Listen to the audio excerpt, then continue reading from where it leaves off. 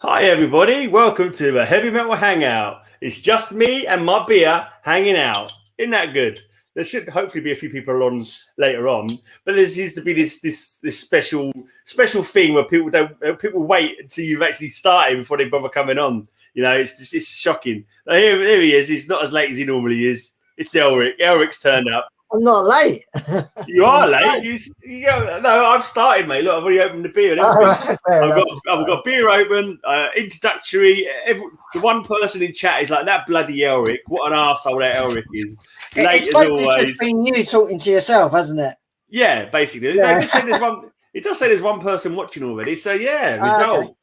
And Jake will get here eventually. I've got myself a nice... What are you drinking today? I've got myself a double chocolate. I think it's got to be the first time I've been here before Jake. I know, it's shocking. He maybe thought it was 10 o'clock again. I did say it was 9. Okay. We only did 10 o'clock last week because you wanted to watch the football, didn't we? Yeah. Well, I think we all wanted to watch the football. Yeah. I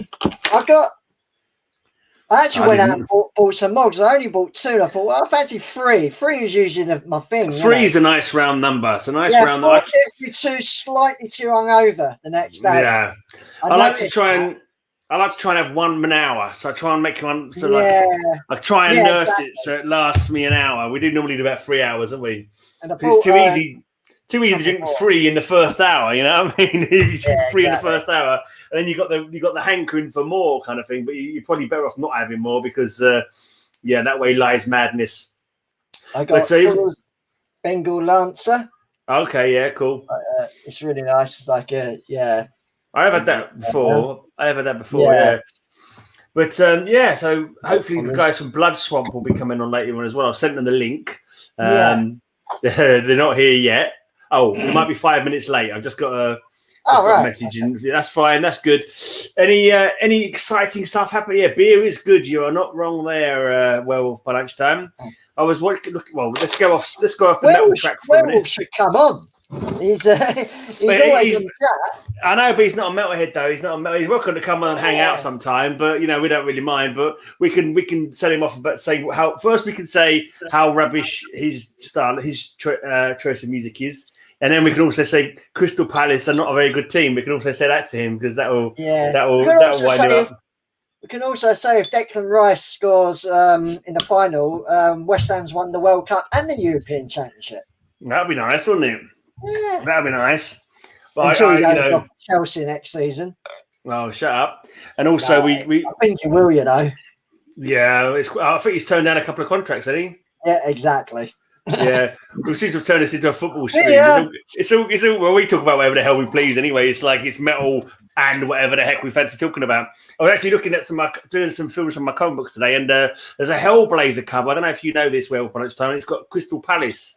Mentioned, it's like a football match. It's a football match, and he's in a crash, shades of Hillsborough kind of thing. He's in a crash up against the barrier, and it's like Crystal Palace versus somebody. I can't remember who it is now, but I know you've been to Crystal Palace a couple of times, but not to see Palace. It's when Wimbledon was there years ago. Well,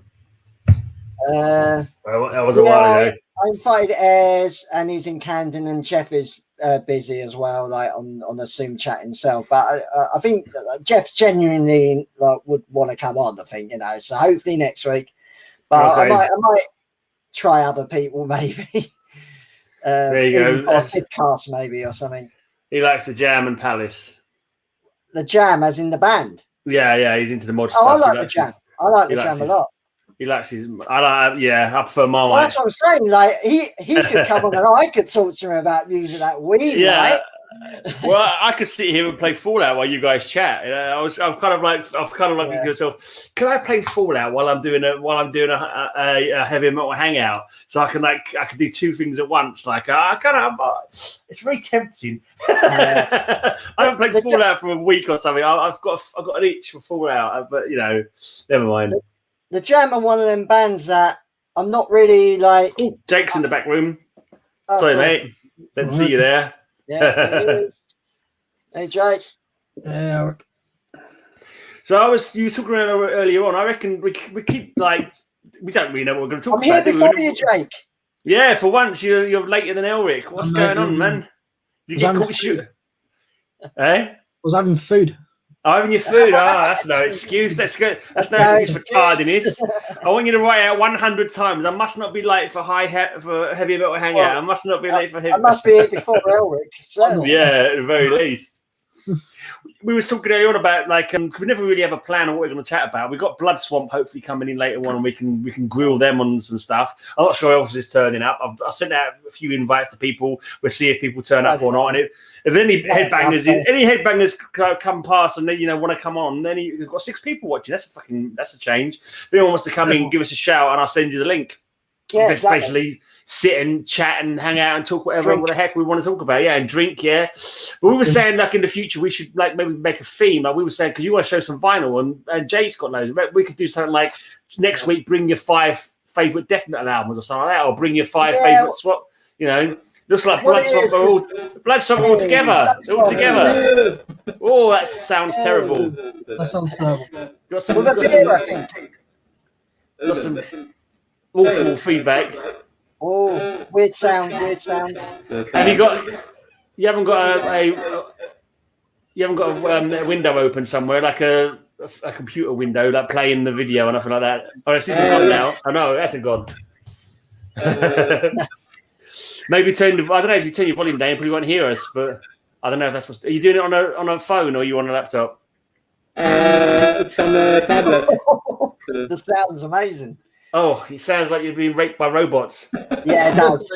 Robots, that's a good one. Let me try Yeah, fucking album or song. Actually, Someone did a song called "Raping Robots in the Street." I'm trying to think. Did of that? Raping robots in the street? What the fuck? I think it might have been Hawkwind or someone like that. Okay. Can you hear us all right? Well, if Lemmy was behind. We're going to werewolf heads. Yeah. Oh yeah, if Lemmy's behind the title like that, there you go. Yeah. Can you hear us, Bloodswamp? Yeah. You still sound like a weird phased kind of. Are you going for a microphone or an inbuilt mic on something? It's the kind of cool sound that would work on a Bloodswamp album. Yeah, you could put a pedal on that, and you can sample that for the next album, maybe. Yeah. Yeah, it's like massive. It's just like fuzz. It's like a fucking robot. Yeah. It's quite cool, but we can't hear what you're saying, unfortunately. Well, I got the herbicidal album at the end of the songs. Yeah, you did that on purpose, though. This is an accident. Anyway, so I didn't add it. Leon added it near the end. Right. So, in case anyone doesn't know, Bloodswamp, they are a doom post black metal band from London, formed in 2019. Just one album out so far. Daylight illuminates a miserable world that came out last year. Oh, sorry. I'll take that. I've got a window already. So it's about a year old now, just over a year old. Came out in May the 1st last year. They played the recent. So look, they played the recent. I think if they reduce the video quality and the microphone quality, is that something that would make the fuzz go away? Maybe this guy, I can never say the band name. Luciferian MF. It's a Sri Lankan black metal band, like a 2-piece Sri Lankan black metal band. Yeah, I played him on my podcast a few times. Yeah, it's cool folks. If you guys want to come on Luciferian MF at some point, just let us know and I'll send you a link, or maybe you can come on a different week. Let's try out your volume again, Bloodswamp. Yeah, we're just trying to put it in there. Oh, yeah, it's still a bit fuzzy. Where in London are you guys, anyway? We're in Beckton at the moment. Beckton? Yeah. Okay. You say that. Yeah. Yeah, we're Leytonstone. So Leytonstone. Yeah. But they played the recent Retribution, the first live gig back with Terror. And they all, first time I saw you actually did the online Retribution as well. Yeah. And thanks for sending me. You sent me one of your songs as well, which I played on my show. So thanks for that. You got to have a bit like the worst fucking start for a band. Formed in 2019, bring out an album in 2020, and not be able to do anything with it. Like I'm assuming, the fact you managed to get 2 gigs in is fucking, pretty There's good, a lot I of suppose. bands like that, though. we had like our first gig lined up for like April 2020. Just until that and then Yeah. You see, it's too hard to work out what you're saying. Oh, are you on a laptop? Have you got a microphone you can plug in or anything like that? Or yeah, that's just kind of thought. I've never heard the sound like this before. No, it's kind of weird. It's like, yeah. I'm not sure it's not good weird, but it's weird. Like some weird ass like an over-distorted vocal or something. Yeah, it could have its place. We're quite good at it, so I'd love to hear that. Yeah, we have to listen when you're going to listen to it back. It's like it's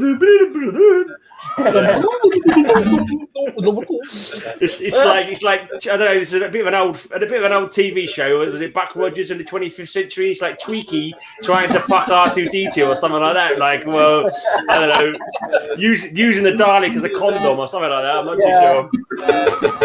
I must exterminate. Yeah, exterminate. What? Is this coming back though? Or is it Oi, nice close up on the hand. Nah, it's the same.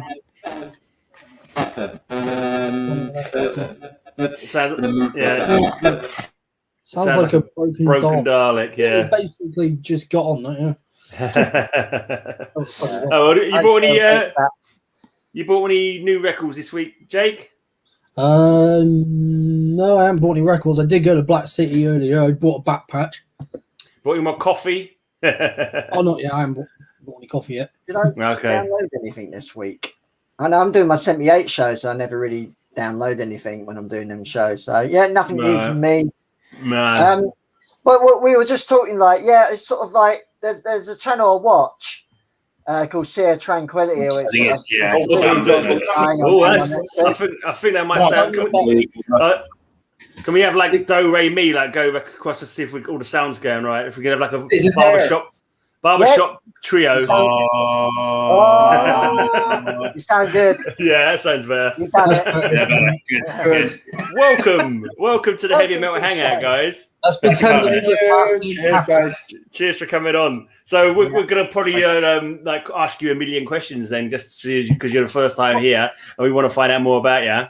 So what was the Dalek problem? That's what I want to know. What was the Dalek problem? What was the Dalek problem?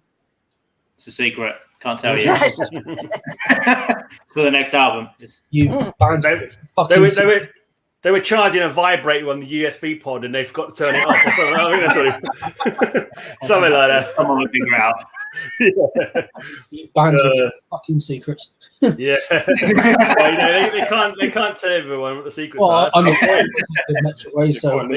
If they tell everyone, they'll all be doing it, and it'd be like fucking hell. We must. They lose that edge. So where did you guys? How did you guys form then? You been friends a long time, or you been at other bands before? Yeah. So myself and Shabby, drummer. So we met. We played in different bands, but we rehearsed in the same room. Right. So we kind of knew each other through that, and we got chatting and decided we want to play something a bit different. From what I remember, and we decided playing stuff together, guitars and drums, and then decided that some of the songs were quite good. So we sought out a bassist and our guitarist who isn't here today. It's kind of how it started. So we kind of knew each other through other bands that we played in, basically, and just wanted to try out something different. What other bands are you in, just in case we've heard of them? So Sabi, you play in... I played in Shadowburn. You actually did a video for us of our very first gig. Did I? Shadowburn? Shadowburn? Yeah, in the Unicorn. We played our first gig in the Unicorn. I don't even remember that. I don't remember ever seeing a Shadowburn in my life.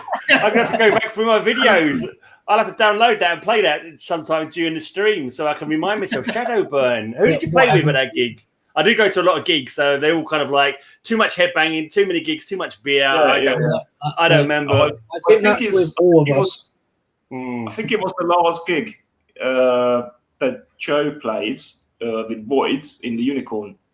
Oh, right, okay. Yeah, I've been to the There was Unicorn. there was a band called Sufferer as well. Yeah, okay. I mean, I think Sufferer rings a bell. Oh, It sounds a bit like my band is called Suffering, so Yeah, I I can't thought you remember. nearly said that, I actually. thought it was Sufferer. I remember Sufferer.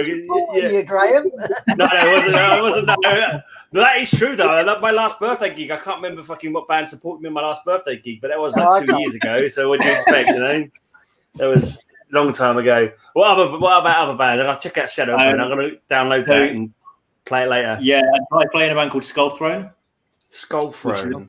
Okay. Yeah, we're a black metal band from half Polish and half from the UK. Right.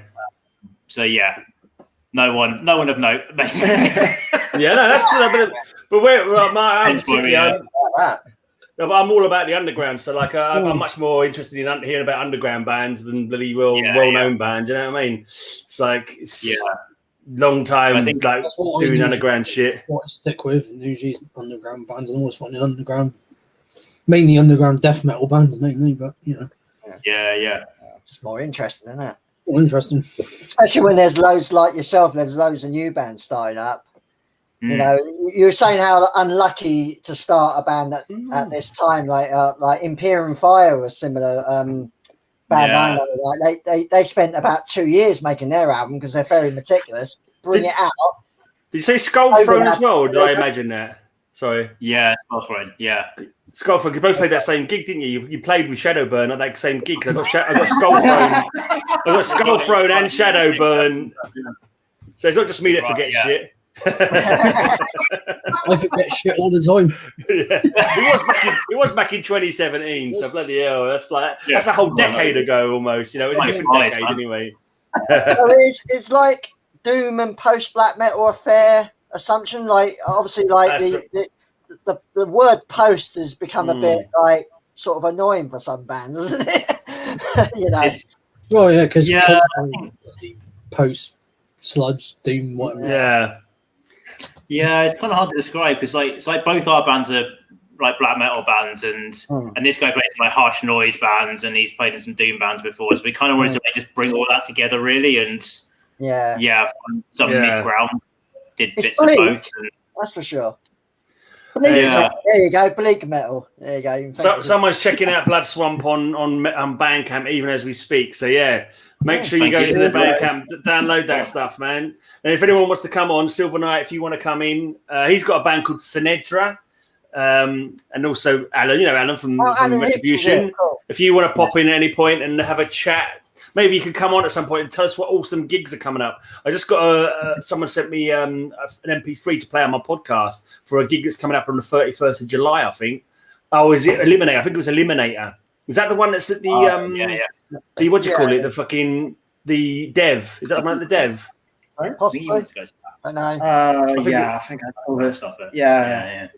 Rings a bell, but to be honest, I lost the habit to check the gigs and to say, okay, I have my calendar with the gigs and everything. A year and a half and anything. So it's I forgot back there. Exactly. I forgot what fucking gigs are, man. It's like I haven't gone to another gig. I haven't gone to a gig yet, but I kind of, you know, like when you fall off the horse, you've got to get back on the horse as soon as possible. I feel kind of like kind of getting out there is. What are these people doing on stage? I don't know what this is anymore. Yeah. What are these people making all this racket for? Do you mind? I'm trying to drink a pint here. Why are you singing about a throne and people dying in battle? What are you on about? I need to get my ass to that free one. Conan was supposed to happen this Dev. Now it's been moved to last gig I went to was it March 2020 was the last one I went to. Just when the pandemic had just started, kind of thing. And like just before all the shit kicked off. Yeah, my last gig was Slab Dragger at the nice at the Great Portland Street, that venue. I can't remember what they call it. It's a number like venue 125 or something. Okay. Something like that. I've not even heard of that venue. I've been there a few times, but I can't remember what it's called. But yeah, that was my last one. I get my jab tomorrow. I get my second jab tomorrow, finally. So I can start venturing out in a couple of weeks. I've already had my first weeks ago. Hopefully. Yeah. People just trying to say, get your second one early. I could have had it a bit earlier, but I couldn't be bothered to organise it. So yeah, I just got my second one 2 weeks ago, so on Monday I'm free. Yeah. Oh, wow. I've not had my second jab yet. They've cancelled it twice. By now, I know they've cancelled it twice on me though. They're like literally fucking. I was supposed to have it on Wednesday, and they cancelled that one as well. It's like probably something like that. I'm probably like past it now. They don't need my salt anymore. They can harvest my organs for dog food or something like that. They told you to fuck off. Told you to fuck off. Not doing it. Yeah. You can... By the way, it's a good title for a song. Yeah, they just say fuck off, Granddad. Go and lie in your bed till you snuff it. We don't need you anymore. The song's called "You're Not Getting Your Second Jab Now." Fuck off. I'm gonna write that one down. I've got to slow down my beer. This has got to last me till in the next hour. So I went to the Griffin. After I went. It's like we normally go about 3 hours. I don't know if you know that. We normally go for about 3 hours, and I try and have one beer per hour kind of thing. But you haven't got to stay the whole time if you don't want to. Obviously, we'd like it if you did. But whatever. It's a Friday night. What else are you going to do on a Friday night?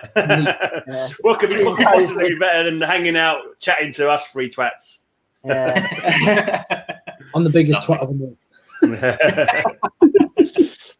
It's a good occasion to have some beers. So exactly. Yeah, I wish I'd started doing it like as soon as the lockdown started. To be honest, like if I started way back in April 2020, it would have been, or March 2020, it would have been, it would have been cool. Because it's like it's like all the fun of going out without going out. You got the beer, you got people to chat to. If you want to play music, you can do. But luckily we're free, so we can go back get some beers when we're done. So it won't be a problem for that. That's good. It's just like, okay, this is kind of sad now. I'm on my own in my room drinking. Yeah. There was a lot of that kind of thing going on there during it. Like it was just like depressing as fuck quite often. Just sitting there like, oh, can't be fucked to do anything, we can't do anything.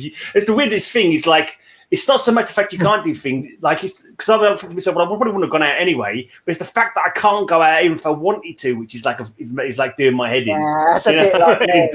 It's like I didn't necessarily want to go out, but the fact that I'm not allowed to go out and there's nowhere to go out is what really fucking grinds your gears. I go out, but I always take risks. I'm just like, nope, fuck off. Nope, fuck off. Yeah. Have you had your jab? Probably not. Fuck off. How many gigs have you guys managed to do since forming Bloodswamp then? Does it really fuck you right in the ass, this pandemic? So the Retribution Live one we did recently was like our first proper live gig. We did the online one. We've got another one which is almost confirmed for next month. London or? Yeah, London. Yeah, so I think in the next couple of days we'll get that confirmed. Right. Can we get an idea, or is it you have to wait till it's confirmed? I can't say unfortunately. Whoa, special. Yeah, exclusive. Go on, tell us. There's only 5 people watching. If everyone puts below that they promise not to say, then they might tell us. It'll be a little secret. It can be our little secret. You could like what you could do. You can mouth it to us, like we can read your lips. We'll put you on the screen, and you can just go. And we'll see if we can guess. We'll write it down. That's not a bad idea. This one in London. Hopefully the next couple of days it'll be like all ticked off, and we can. So we're looking for more. Hopefully we'll come and see you. I'll bring my camera, so I've got another gig to forget that I filmed in a couple of years' time. It'd be like, and like a few years down the line, you would say, "No, do you remember when you come and filmed us?" And I go, "No, what's your band called? Bloodswamp? Bloodswamp? Fucking, I've never heard of them. Who come up with the in blood? Bloodswamp is 2 words together. They do fucking go well together, don't they? Blood and swamp. It's like, I can dig that. Yeah. Who come up with the band name logo? Because it's just it's like really unusual and different. Yeah, so I came up with the name and logo. So the name is it's a song by Sun and Boris. They did like a collab album years ago, and there's a song called Bloodswamp. I think I saw them. I saw them on that tour. I saw Boris and Sun together. Nice. Yeah. I saw that it's a cool name for a band, and then I thought there wasn't any bands called it, but then it turned out there was like some bands who called it. blood, but 2 separate words, so we just put it together as one word. Oh man, it's that's the thing. Like all the good one-name band names have gone, and now all the fucking two-name band names are fucking being used up now as well. It's like Jesus. It's like when I'm about 80, still read some metal. Everyone's got to be like for at least four words per name. It's gonna have to be. Then we've got to come up with some long, stupid names. Yeah. Like from medical procedures or something. I kind of like this. Did you come up with the logo as well, Len? Yeah, I drew the logo. Yeah. Just going to show the logo off. Yeah. That's the one. Yeah, that's crazy. That is. It kind of you look at it first of all, you think, "What the fuck is that?" And you go, "Oh, actually, I see its words. Oh, yeah, that makes sense." That's quite a cool one. I drew it on a sketchbook. I was like, I just bought one. Then I kind of like figured out it could kind of fit together. So I drew like a really rough sketch up in my sketchbook, and then I sent it to our friend Adam, who does artwork under the name Headtrip. And he basically did that version up, like the computerized version, which was obviously much better than my scrawled notebook version. I just like, oh yeah, that's pretty cool. So yeah, that is interesting. The way it's put together is quite original. The album cover as well. Yeah. Cool. How did the album come together then? I mean, how long did it take you? So you formed in 2019. Was you like straight away like practicing like fuck and writing like hell, or you know? Did you? Well, it was pretty quick actually. Yeah. Because we started. I can't remember exactly. I think we started rehearsing in either January or February in 2019. Yeah, around that. And then we recorded the album in the same year, in the middle of November. Yeah, and I joined something like end of July, early August. Yeah. So that went pretty quick. So we basically had the full lineup in summer. In about half a year's time. No, I didn't realise there was 4 of you. I didn't realise there was someone off to the right there. No, there's not. They mentioned earlier on this. There's only 3 of you there, isn't there? They've got a 4th member, but they said he's not here today. Clean your ears out, mate. You missed it. Anyway, that's the album cover, in case anyone wanted to. Yes. There you go. Was it called? Does it say The Miserable World? I can't. It is Miserable World, isn't it? Yeah. Daylight illuminates a miserable world. I think I remember mentioning that when I played you on my show. I like them long, I like them kind of long titles, like that paint a picture of the, what you're going to be getting kind of thing. They do live in Beckton. After all, that's true. So, that's fair enough. Canning Town. I'm surprised there's any daylight in Canning Town. It's like, oh man, I'm surprised you haven't jumped off the flyover or something. Like, oh dear, jumped in front of a Docklands Light Railway. Yeah, you might hear a plane maybe at some point, but yeah. It's so, where did you record it anyway? The album, was it all done yourself, or did you go into a studio and do it? All done ourselves, which is why it sounds a bit rough. But yeah, we recorded at our rehearsal studio, and it was pretty much all recorded live. Cool. We wanted to keep it quite raw and simple, and everything just sounded really good when we were playing it in the room. So we just thought, like, let's just record what we got, and got our friend to mix it, and try and capture a bit of kind of the live sound, keep it quite raw. Right. So, but we all recorded it ourselves. I think in one day. That's what one of my bands did. Yeah. Maybe 2 days. Yeah. So we set up everything like on the Friday night, all the mic and everything. Be sure everything was set up, and the whole Saturday we just spent all day recording like drums, guitar, bass, and then we had a couple of time together just to record like vocals and noise parts. Basically afterwards. Thank you. Thanks. Yeah, and then we send it to our friends like in France called Le Commissaire, which is like mostly mixing grindcore stuff, but it was open to help us because he has done some noise rock stuff also, so it was interesting to do this kind of things. So it mixed it up like early 2020. Yeah, and then there we go. Yeah, because I noticed it's basically like my band Herbicide. We recorded our album ourselves, which we released last year in April. We recorded out our rehearsal studio. They did all the music when I was away in Sweden, then came back and then recorded my vocals. And then the guitarist just mixed and mastered it from his amps. I think there's something to be said about DIYing it all yourself as much as possible. I think this is a good thing. You can understand why some bands do go in the studio. When you hear the album, it's raw as fuck because it's all done by. There's a useful tip here for people. Apparently, broken guitar strings make perfect floss for horses. So if you ever have anyone with a horse, a pet horse, and they've got a bit of bit of hay stuck in their teeth or something, then give them the guitar string. He does. I've noticed if you guys checked yourselves out on Metal Archives lately, you've got a review on there. It's not like your mate or something, is it? Or one of the band members giving yourself a 95% approval. Says pleasantly surprised, a truly unique album. We did not know that. Yeah. We didn't know anything about that. Someone called Beard Almighty. I reckon it's you, the drummer. I reckon he's done that. No, he's got to be called Beard Almighty on Metal Archive. They haven't told us, so we could actually do a review now ourselves. Actually, that's not. So maybe we could do that later on in the stream when we've had a few more beers. We could sit and actually write you up 100% review between us, on Metal Archives. Get up there. This quartet of manly men of I don't know, something like that. They play on 11 at all times, that kind of thing. Really ham it up. Elric sound. It's a lot.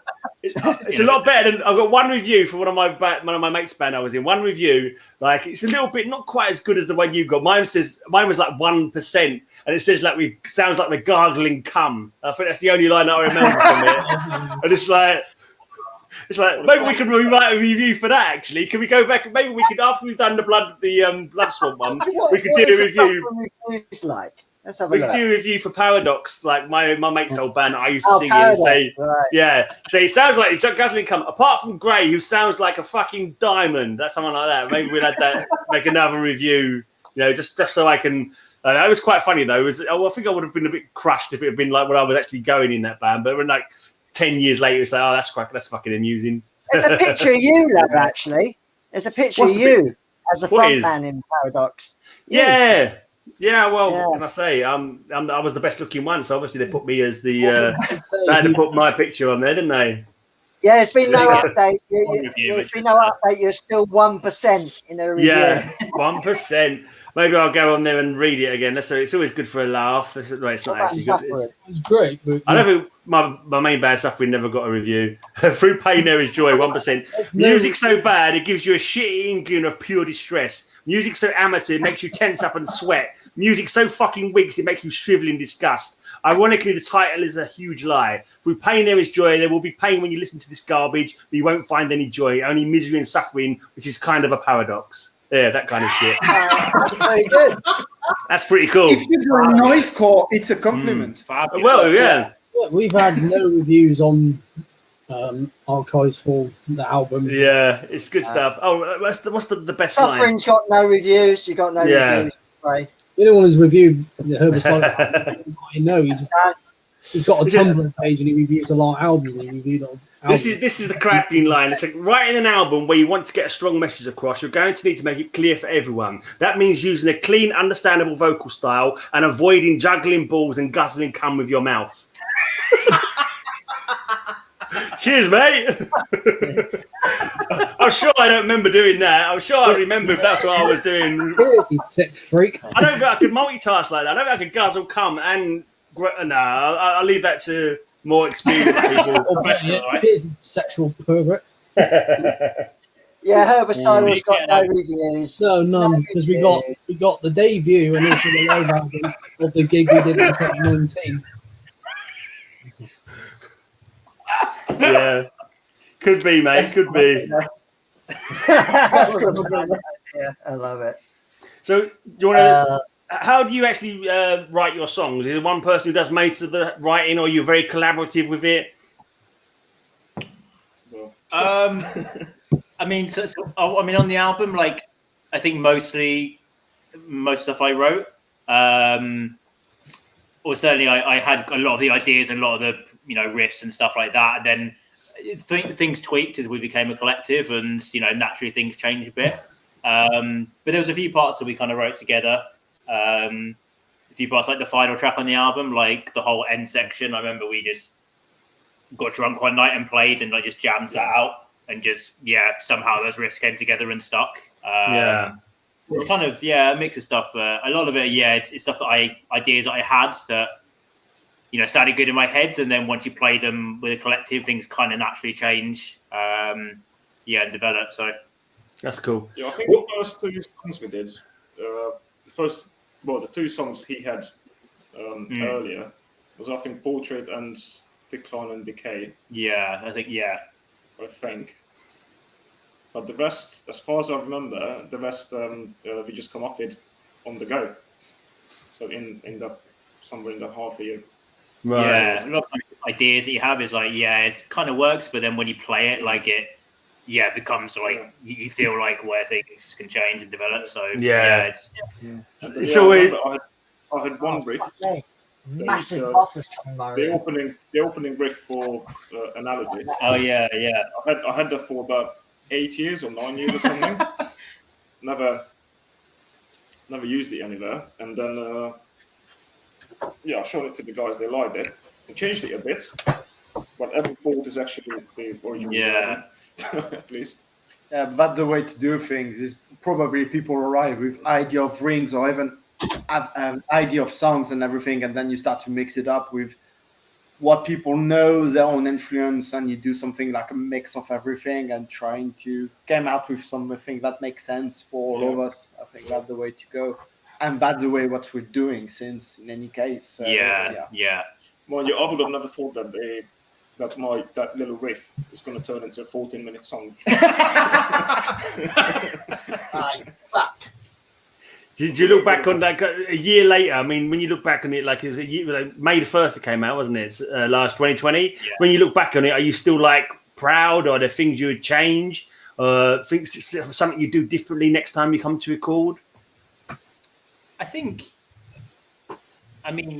Experience always plays. So I think there's things that we could do differently when we record it. Thank you. Yeah, I actually listened back to it recently, like before the gig. Just kind of curiosity, I hadn't listened to it in ages, and actually it sounded better than I remembered. I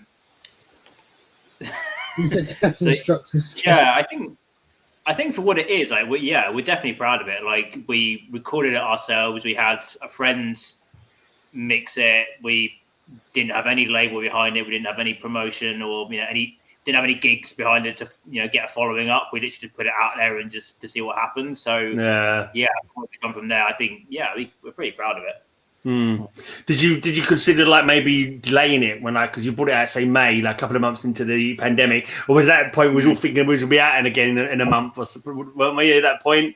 No one dreamed we still had another like 8 months to go, or even longer than that. I think we just didn't know what was going to happen, and I think we were just sitting on music that we really liked, songs that we really liked, that we just kind of wanted to get out there. And I think if we'd maybe, if we'd gone to a studio and paid lots of money to play in a studio and done it a bit more professionally, then maybe we'd have hung on to it for a little bit. But I think because we'd done it very DIY, it felt like, let's just put it out there. Let's put it out there and see what people think. And, if people want to listen to it. And at that point, and also, I didn't have really massive plans to get it released physically and everything. We're as most of the way we want to get it out will be digitally, there is no point to holding on, right? Yeah. We just have a couple of CD. We're thinking about doing tapes and baby vinyls and everything, but with the situation, everything dropped down. We're not looking for this and so on. So is it digital only then at the moment? No, they got CD. Oh yeah, I've got CDs. Yeah, digitally start, and then the label approached us a couple of months later. Asked them if we wanted to do tapes, and we decided so they kind of did an indie thing with tape CDs. Okay. You have a CD. You have a CD T-shirt bundle as well, don't you? Yeah, so we had a bit of merch done because we again weren't sure if things were going to get done quickly, so we thought, let's get a bit of merch in case the gigs happen. But then we had on to it for a bit. So we had CDs done through this small label. The Red True Productions, is it? Yeah, who are based in Kazakhstan, of all places. Kazakhstan? That's a weird one. Yeah. Yeah, Wow. they're based in Kazakhstan, but they put out music from like all over the world. That's cool. It's a super cool label, which never heard of before, but they approached us, and yeah, really just fucking shows you how truly international fucking metal is. Talking of international, we got someone here from America. So, mate, Lawrence is a guitar shredder. He shreds. Yeah. And he's got a new album coming soon. And he needs to get some more subs on his YouTube. So everyone sub up Lawrence. His link should be down below. Trying to get him over 200. So make sure Bloodswamp, when you finish this, make sure you go and sub up Lawrence. Lawrence, sub up Bloodswamp as well at the same time. Sub everyone up. Everyone sub everyone. Everyone sub me. I've got like Shadowburn live and the Skull Throne live on my channel. So make sure you sub me up.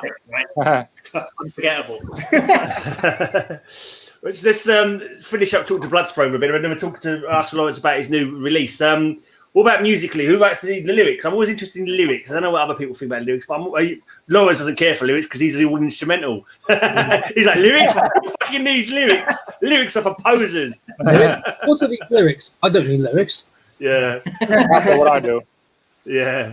No, I'm only joking. I'm putting words in his mouth, but yeah. So who does the lyrics for you for Bloodswamp? They're all mine. So I've been writing lyrics for a long time. So a lot of it is stuff that I wrote ages ago that kind of just accumulated and getting put to the song. So yeah, they've all got meaning behind them. I kind of took the lead on that a bit, but yeah. Is it like personal stuff, or is it like you into like fantasy or movies or? No, it's not that kind of stuff at all. Like it's some of it's personal, some of it's quite philosophical. Some of it's a bit more, just kind of abstract stuff. And I'm kind of inspired by a lot of philosophers and a lot of abstract artists and that kind of thing. I quite like lyrics that are in that vein. The fantasy stuff, like it's cool, but it's not really the kind of stuff I find easy to write about. So I prefer to write stuff that is a bit more philosophical. For instance, Portraits. What's that one about? That's the one I can remember the name of. So what's Portraits about? It's the one I've got. It's the one I've got as well. It's the one that we played on our vidcast and on my podcast. Yeah. It's the de facto single, which is the short song that we wrote. It's not bad. Portrait. So that's based kind of on the philosophy of a guy called Martin Heidegger. Okay. Who was this German philosopher who wrote about kind of pre-existentialism and the nature of being and that kind of stuff. So it's kind of based on that, really. Got some feedback there. I'm getting some feedback, so I imagine it. Something was going on. Is that better? I don't know. I was doing something. I was obviously even some background stuff. Or was it just my imagination? I think it was in Lawrence's house. All right. You got just tidies his vinyl up. So yeah. Okay. Yeah. All right. So yeah, what was Portrait about again? Do you want to just quickly say that? Yeah, a philosopher called Heidegger. Yeah, so Martin Heidegger, so he was German philosopher. He wrote a book called Being and Time, which is kind of referenced in the lyrics. And he was a founder of a philosophical idea called phenomenology, which is, you can read about it. I'd love to try and explain it, but it's quite difficult. But it's interesting stuff. Sounds like a song by the Muppets. Phenomenology. Do, do, do, do, do. I think that's how it goes. It's so, the only thing I know about Heidegger is he was mentioned by Monty Python a few times in some of their sketches. He's in the Monty Python sketch. Yeah, there's one where they were being footballers, philosophers as footballers. Yeah, that's right. Yeah, he's in the team.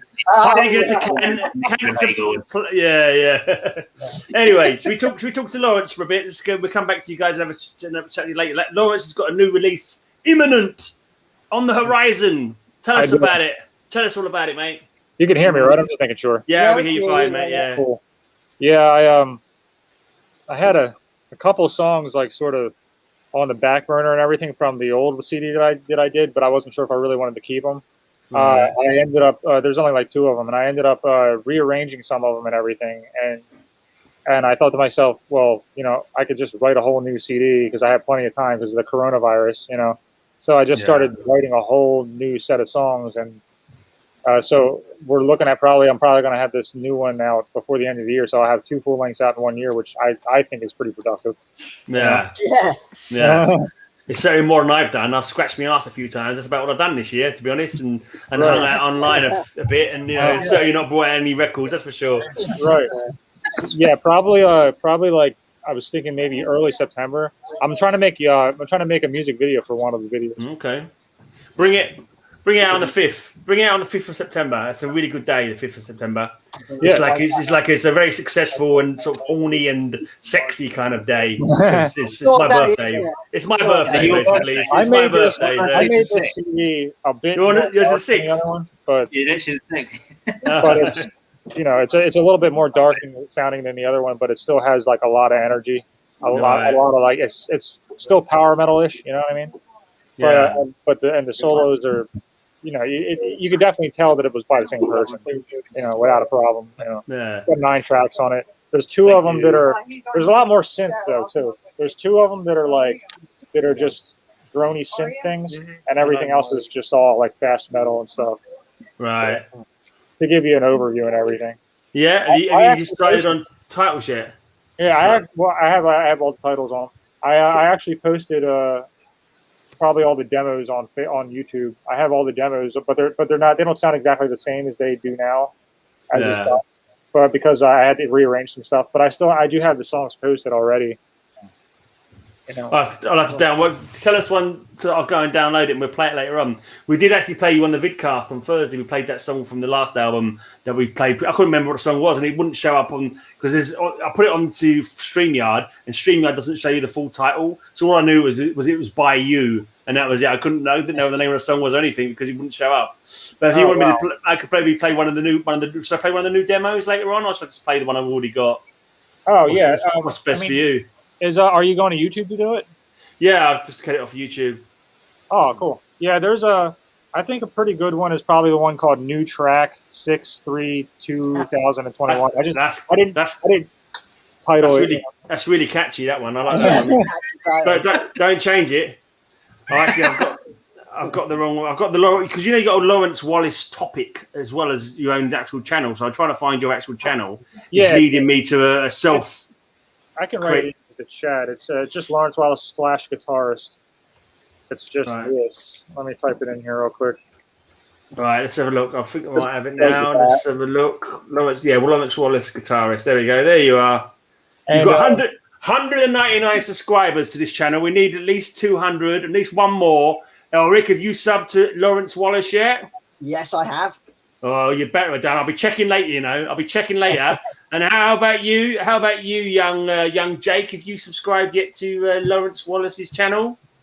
Pretty sure I have. Oh, awesome. That screwed that up, then, didn't it? I got a dead channel, actually, unfortunately. So that definitely helps.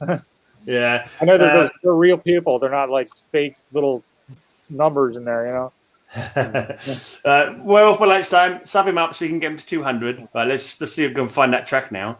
So you want him to play the new song, or you want him to play Lost at Sea? Yeah, Lost at Sea is probably a better one because that one's actually fully done. Right. Okay. And all of them are done now, but not on YouTube. All right, let's get down. I'll play it later on. I'm going to play the Bloodswamp track later on as well. We've played that a few times on the vidcast, but we knew they were coming on. So, but they actually didn't play it this Thursday. But we played your track Thursday just gone. Awesome. I've got a new program now for downloading. Like it's a free program. It lets you download straight from YouTube. So it's like very handy for my reaction videos and stuff like that. So if I can get the bastard to open up, come on, stop worrying about it. Are you still doing your obviously you're doing solo stuff? Are you still doing like your black metal stuff you used to do, or is this a new phase that you're doing now in your career? Are you still doing the black metal stuff that you were doing before? Me, sort of. I mean, we're trying to, like, when it comes down to the band stuff, we're trying to get away from that a little bit. Yeah.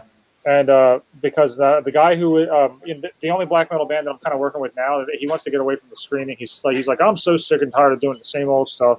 And I'm just like, all right, if you want to move in a different direction, we can. And right now, we're actually talking to somebody who's an actor about. There's this woman, I forget her name. She was the main character in that movie Ginger Snaps. Okay. I forget her werewolf name. movie. She's a werewolf movie, wasn't it? Yeah, and he handles her Twitch stream and everything. He told me he does anyway. And he's like talking to her about like possibly making a some sort of song that covers the Ginger Snaps theme song or something, and then it's going to be like a movie or something. She actually has the Serpent of Old stuff in a movie that's coming out, I think, and like it's a probably B-rated movie, but it's something. You know. Yeah, well, I can't remember what her name was. Did she do much in other movies, though? I don't remember any other movies she did, to be honest. I remember that Ginger Snaps. It's quite a while ago now, though, wasn't it? Was it 2000s or was it... it was something around there. I think it was like maybe late 90s or something. Right. But yeah, she's done other stuff, just not... that was her main thing, big thing. You know? Okay. Ginger Snaps, 21 years old. He came out in 2000. So. Oh, okay. Elric's been messing with Hollywood this week as well. He's been doing some decoration for an actress who was in. Do you remember? I think it's 1980 film. Fuck it, what's the name of the film? Excalibur. Excalibur. Was it 81? Excalibur. Remember Guinevere from Excalibur from the 1981 movie? He's been I don't know, decorating her bathroom or something. I'm not sure what he's been doing exactly. What was he doing there, I remember I personally remember from Manageress and the Kenko adverts from the 90s. Yeah, that's because you're sad. How could you remember the fucking one of the greatest sword movies ever, fucking Excalibur, all the fucking shiny armor and the death, and you remember her for a fucking Kenko advert? Grow up. Kenko advert. Yeah, but it was on TV a lot, wasn't it? Grow up. Manageress was brilliant. Manageress was great. Yeah, I know. That's a football one, wasn't it? Grow up, you sad bastard. So was he the first female football manager or something? That was the concept, wasn't it? It was groundbreaking series, that. Okay. Yeah, it sounded too soap opera for me, so I never really sort of bothered with it myself. But, you know, fair enough. I don't like sword and sorcery stuff. Oh, man, how can you not like Excalibur? It was a fucking awesome movie. What was her name, Elric? Emily Perkins. Is Emily Perkins the one from the werewolf movie? Is that what he was talking about? Werewolf. Sorry about that. Yeah, what the fuck was that? Werewolf should know all about werewolf movies, like Ginger Snaps. Like he should know that one because like he's a werewolf fanatic. He's always licking his balls and all that kind of thing, like werewolves do. I'm guessing, but.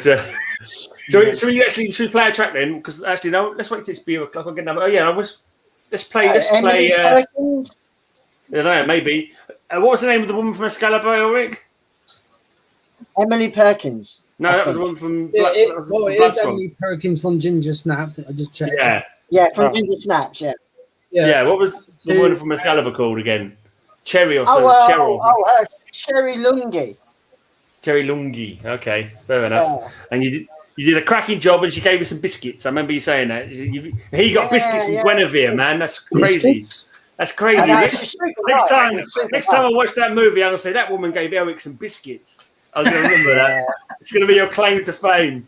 And some coffee. My claim to fame is not quite so good. I sat behind Gary Glitter once on a TV program. It's not worth boasting about, really. It's not worth boasting about. You know, he still had some cracking songs, but you can't sing him anymore. It's kind of like. I don't think he plays music anymore, to be fair. Yeah, Lawrence probably doesn't know Gary Glitter. But we need to explain to Lawrence what Gary Glitter was all about. I'll let you explain it, mate. He was a simple glam rock star. Thanks for volunteering. I can't hear you. Basically doing kind of glam rock in the 70s, massive hits and that, and then he was done for child abuse. Basically, so we don't like to talk about him anymore. Yeah, I played a game of Cards Against Humanity, and first time, and all of a sudden, I picked a card, and then my mate's fiance at the time asked, Jake, what ruined my last relationship? And my card was Gary Glitter. Yeah, that would work. That would work for Cockney rhyming slang as well, actually. That would work for Cockney rhyming slang. As soon as I saw it, I thought, oh, yeah, he done sick, terrible things, didn't he? Yeah. Not good. Let's listen to some music anyway. Let's listen to this track by Lawrence Wallace. So this is the one. This is from the new album. Is it going to be on the new album? Yeah, it's one of the first ones I did. Right. Well, so I think we had this conversation before when I did an interview with you. Is there any story behind it, or are you just like, oh, Lost at Sea? That sounds like a good title. Or is there anything you were watching that made you think, Lost at Sea? I'll use that. Let's see.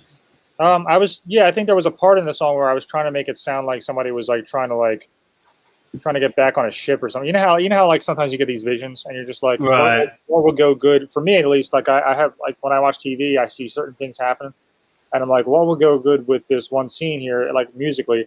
And I had something in my mind, and it kind of reminded me the song that I had in my head, the piece of music reminded me of somebody like trying to like get back on a ship as they're getting hit by waves, and they're like kind of being pushed away from the ship, and they're trying to get it back on it.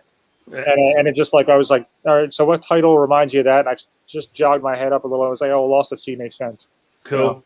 But in the very beginning, it kind of sounds like a, I don't know, like a knight in shining armor kind of thing. You probably heard it. I don't know. Let's play it now anyway. I say if it was in a blood swamp you were drowning in, it would work because blood swamp are here. But yeah, it's Lost at Sea is still cool.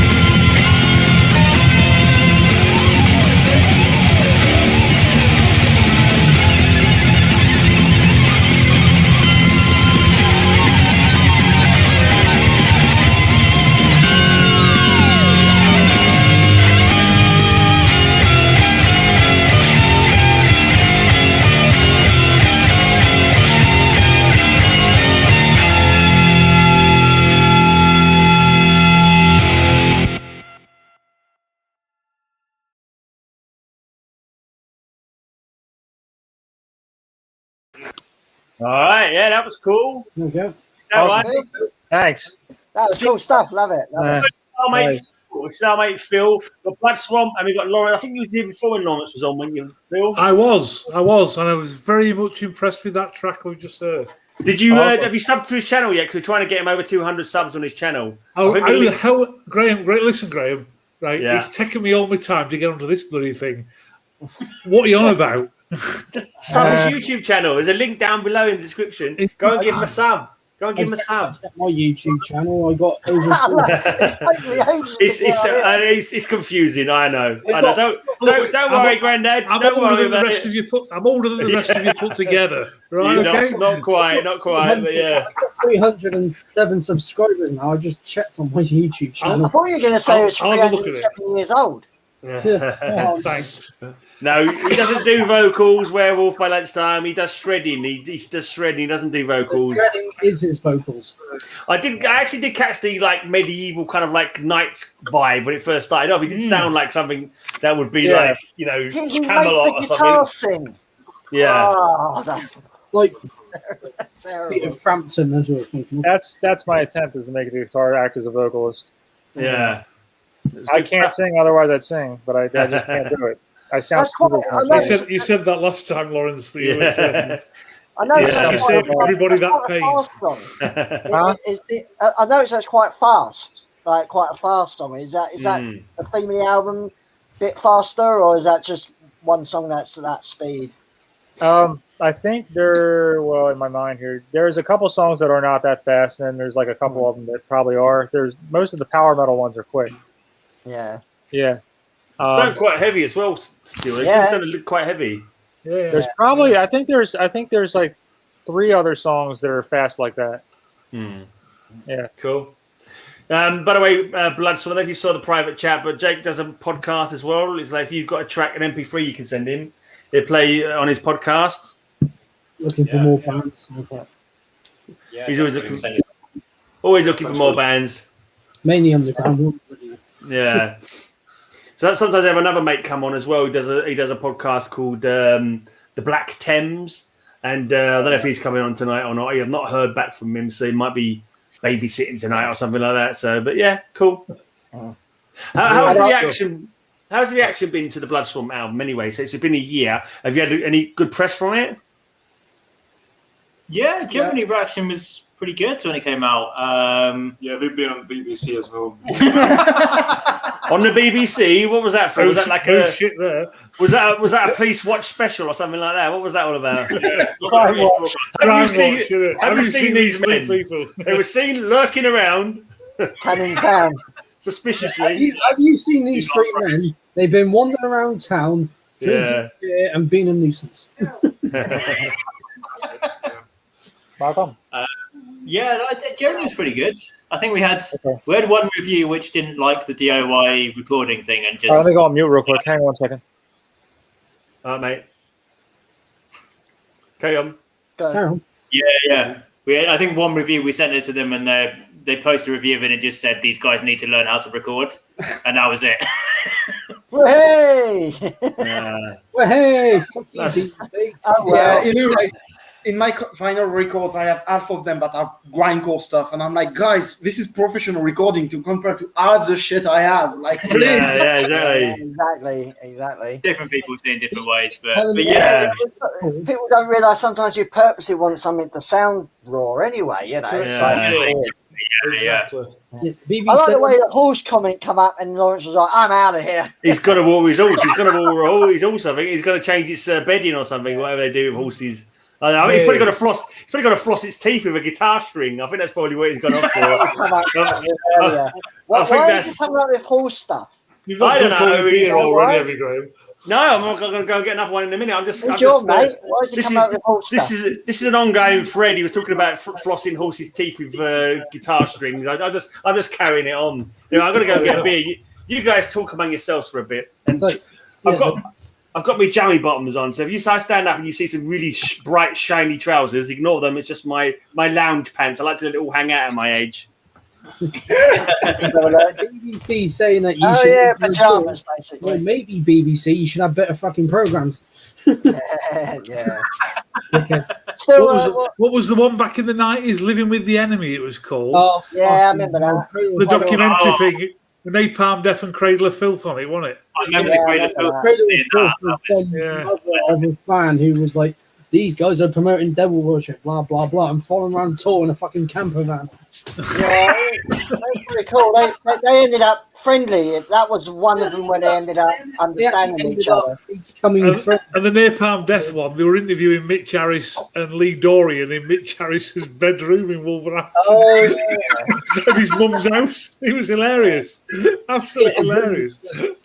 Posters. Is that the old BBC documentary? Yeah, was it Sleeping with the Enemy, Graham? It was called, wasn't it? Was it? I think it was I'm sure. I think it was just an interview special because it had Napalm Death and Slayer on it. So you're not confusing it with that? So I thought Sleeping with the Enemy or something like that was like when they're two different bands with totally different styles got together and made a song together. Not necessarily bands, just two different opposing. Yeah, musical styles. Sleeping with the Enemy. There's a bunch of homophobic people and a bunch of gay people. Like did they? That was fun. The one I'm thinking of was Fallen Angel. Was amputated. Yeah, that's right. I saw that one. Then there was also Seven Heaven. Seven Heaven did something as well. There's an all-woman black death metal band did that. Oh yeah. I just need to. Gaston Horatio Durso, I've recorded the reaction to Damien Salazar Arpeggios, or one of them anyway. That's going to be coming up on my channel, and I think it's Sunday. I've already recorded it. It's going to be coming up Saturday or Sunday, so it's been done, mate. Graham does Argentinian reaction videos. Yeah, it's a niche market. I've somehow staggered into. There's a drummer from a band called Mandragora that I've played on my podcast loads, and he's like a good mate, and he said, why don't you do reaction videos? They're really popular. And I was like, are you sure? So I did a reaction video to this one thing. I said if I get 50 views, I'll carry on. And he got like 2,000 views. It's now like on 16,000 views. So suddenly I'm doing lots of reaction videos to Argentinian music. It's quite fun though. That's a good metal band for a start. So I don't do all metal bands. It's just like loads of cool stuff. I because I don't mind listening. Obviously, I like metal, fucking obviously, but so I like doing reactions to the metal bands. But I like the ones that are way out there. My favourite one so far has been this one that's got some indigenous sort of person kind of music on it and some singing on it, and it's just like wacky and way out there. And it's got this instrument that goes twang twang twang like that kind of thing. It sounds like a Jew's harp or something like that. It's a boing boing kind of noise, and it's just I really like that song. It's I've listened to it again a few times afterwards. I love this. What do you like about this song? It's got the twang. It goes twang twang twang. And it's got quite a nice looking lady, and she's like. No, I would just say it's got the twang. I don't know whether to laugh or cry. I'm not sure. Go and watch the video, mate. Go and watch the video. That's what you should do. Both Phil, laugh and cry. Laugh and cry and wank whilst watching that video, mate. It's the best. It's the best of all three worlds. You can do anything to my videos. It's all good. Violated. Absolutely. Whatever gets you through the day, mate.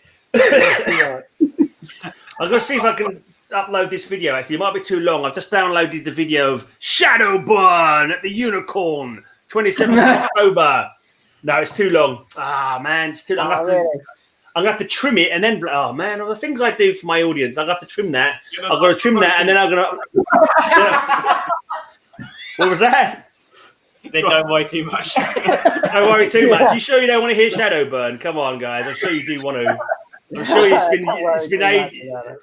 Do you want the first part? Put yourself out, Graham. All right then. Okay, I won't bother. If it's an embarrassing moment from history, we won't do it. But I'll play Paradox instead. I've got 1% on the Metal Archives. I'll dig out one of those videos and play that. So you can review on it's hilarious. I just checked it. I didn't know about that. I just checked it. It's something else. Maybe you guys will give me something to be proud of. It is. You don't get many 1%. Many people can say that. Definitely. No more strangle wank talk, please. Was that last week? Was it talking strangle wank last week? Weren't we? I forgot about that. Somehow we got onto the subject of autoerotic asphyxiation. What's happened sometimes? It just happens. Autoerotic asphyxiation. Lawrence is looking slightly worried. That's how Odin killed himself. Strangle wank, as it's often known as. You any closer to doing gigs again where you are, Lawrence? Yeah, I actually talked to I talked to a couple of people about maybe even traveling out somewhere and just doing like actual shows, opening up for bands just by myself. I don't know how I'd be received. Like a lot of metalheads are like, oh, if you don't have a full band, it's shit, it's trash, or like it's not that uncommon. Now we get quite a few one-man bands it's not in that the uncommon UK. now. Yeah. Oh, that's good, because a lot of people they're so closed-minded. They're just like, oh, I don't want to hear it if there's not a real drummer there, or if I don't want to hear it, like if there's no vocals even. Some people are like, if there's no vocals, it ain't worth anything. So like, and my response to that is just like, then you're not in for the music, you're in for the poetry. You know what I mean? Yeah. But there's always people who want that, but like then there'll be plenty of other people who will accept it for what it is. And like I think the first time I saw a solo like band like on stage, one guy playing along to the backing track on his iPhone or whatever, and I was for a little bit I was like, okay, this is a bit weird, and I was like, actually no, he plays good, it fucking sounds good, he's good. It's no different from a guy busking in the tube station, Graham, is it? You know what I mean? No, some of the guys down there on the tube are brilliant. They're absolutely superb at what they do. Yeah. Honestly, go on.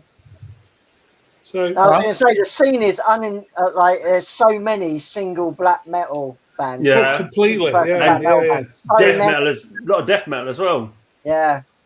Yeah, so that's my idea. I've been thinking about doing that, like riding around and just opening for bands, and like I think I can handle that. You know what I mean? But it would just be like a shred project, just me and myself and my iPod and the speakers, You're kind of like style as well. That could really sort of support anything, really. You don't have to have like a set like a roster lineup with everyone playing the same music. Sometimes it's better when there's something a bit different. Yeah. So you open up shredding, it's kind of like it must go down well. Yeah, it should. I mean, every once in a while you're going to run into somebody who thinks that it should be this way or should be that way, but I mean, I don't really care what those people think, because they're kind of set in their own ways, you know what I mean? Well, they're stuck out there, you know what I mean? They just can't move on, So it's a whole big world out there, isn't it? There's some miserable bastards around in any fucking scene. So I got a feeling though that Bloodswamp's music, like. You probably have to be in a kind of set bunch of bands. What do you think? Or could you just like put yourself in amongst a bunch of power metal or bands or something? Like it'd be weird, wouldn't it? I'd like to see it. I actually have to drop soon, so I was just wondering if are you want to play the Bloodswamp song, or like maybe I can just skip your link? Yeah, I can play that if you want to listen to it before you go. Yeah. Right, let me dig it. Let me find it. Then we'll play that next. It's Portraits. I think they're bound to introduce it when I'm looking for it. Tell us about Portraits, guys. Come on. Give us a blurb. It was the first song we wrote. It's about phenomenological philosophy. It's easy for you to say, mate. It's easy for you to say. It's easy to say when you have about 4 bits. It's the shortest track we wrote. It's that's all I can say. Enjoy.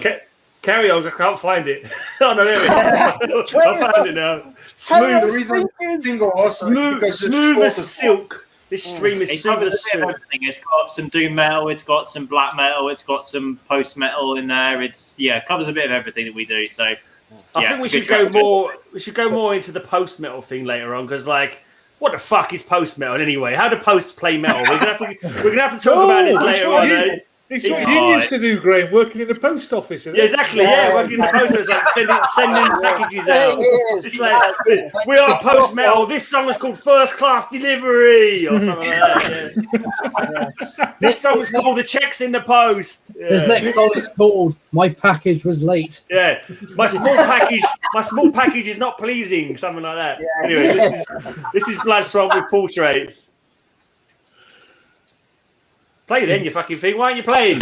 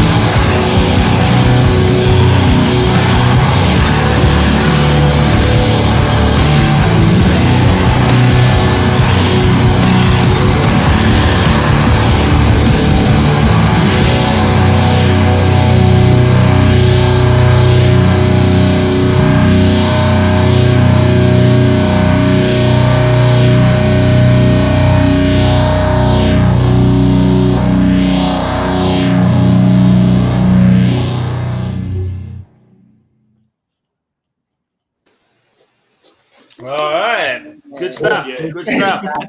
Love it. I like the video. Yeah. I see what you mean about the lyrics as well. Quite Great sort of music. philosophical and Great video. And if Mozart were alive today, I think he would like Bloodswamp and women's tennis.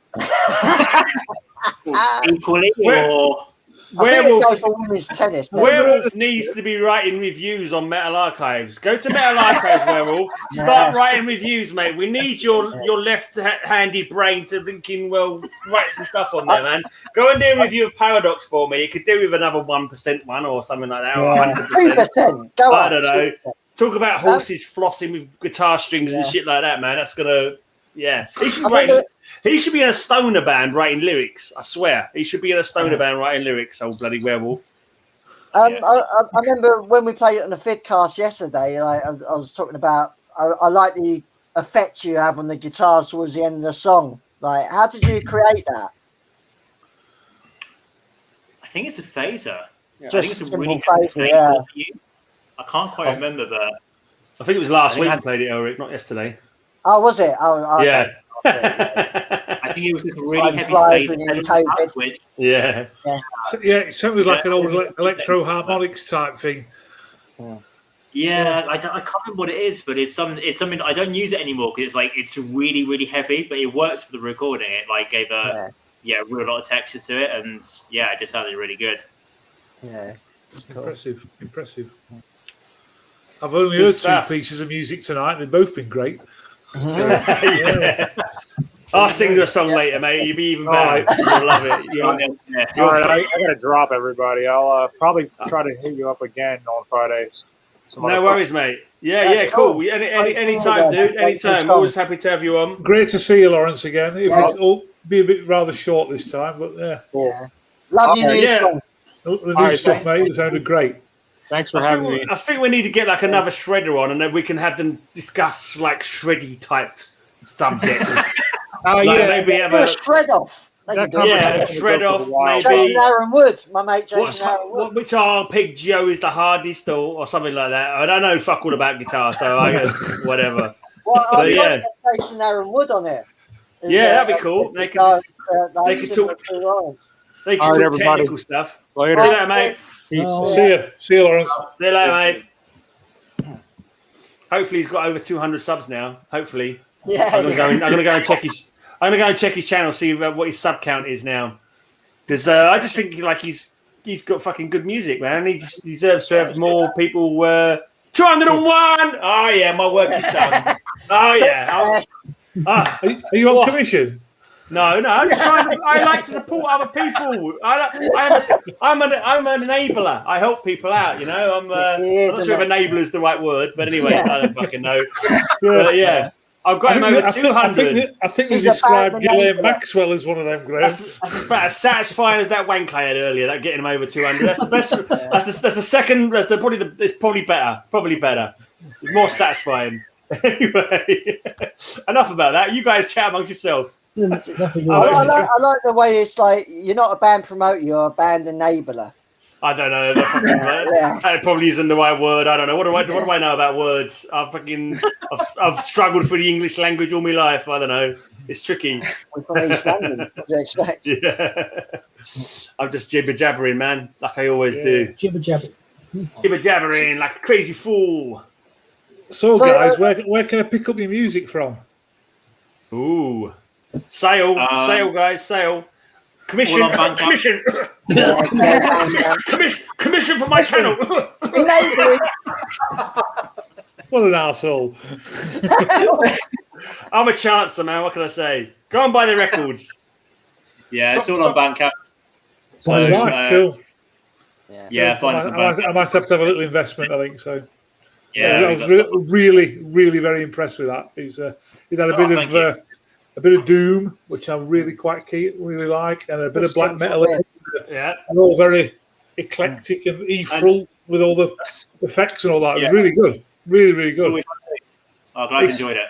It's something to really. You could lie back and get carried away with that. You know what I mean? If you know where I'm coming from. All songs are similar.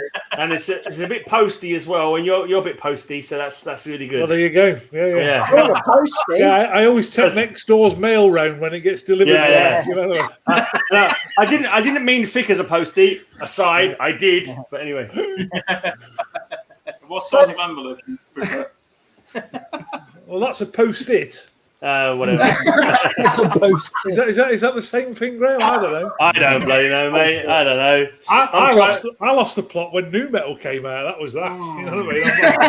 I'm bollocks after that now, you know. So. Oh God. New metal. What do we fucking do to deserve that? I mean, Nobody deserved that. Oh man, nobody. And they still. It was like a vision of hell before hell came along. It was disgusting. It's terrible. Yeah. Anyway, when it first came out, to be honest. Yeah, you're a cheap whore, Elric. You like everything. I am a cheap whore. I like anything. Like, welcome to hell. What hell is it? New metal. Oh no! Yeah. And you can launch like a shitty debate. What is worse? You make You mentioned, sorry, I apologise for mentioning that word. Sorry, I'm sorry. Yeah, it's a tough I was always subject. annoyed with the moniker. Fucked up. NU Metal. It's fucking annoying, but I didn't mind some of the bands that come out. You leave Monica out of this. Monica's a good girl. Stop being a bastard about Monica. But, So obviously, like, a couple of you are actually from East London then in Bloodswamp, or you just settled in Beckton? Well, we're at our bassist house, so he's in Scotland's area. I'm like in South London, Peckham. All right. He's up in North London. We're basically kind of in Camden. Oh, everywhere. Yeah.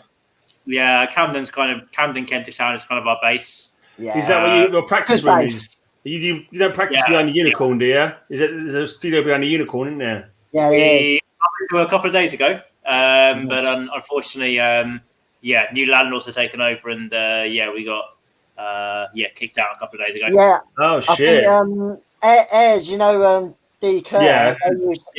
But I think they've had to leave as well. You know them, yeah? We were in the same room as D. Kerr, for a few years. It's tiny though, isn't it? Tiniest room, but cool. It's tiny, but it was wonderful. It was tiny because we had so much gear in there. We had a lot of gear in there. Think of D. Kerr. Two cabs per person, plus there was 3 drums at some point in there. That's why it's so tiny. It was a lot of stuff in there. It was very loud.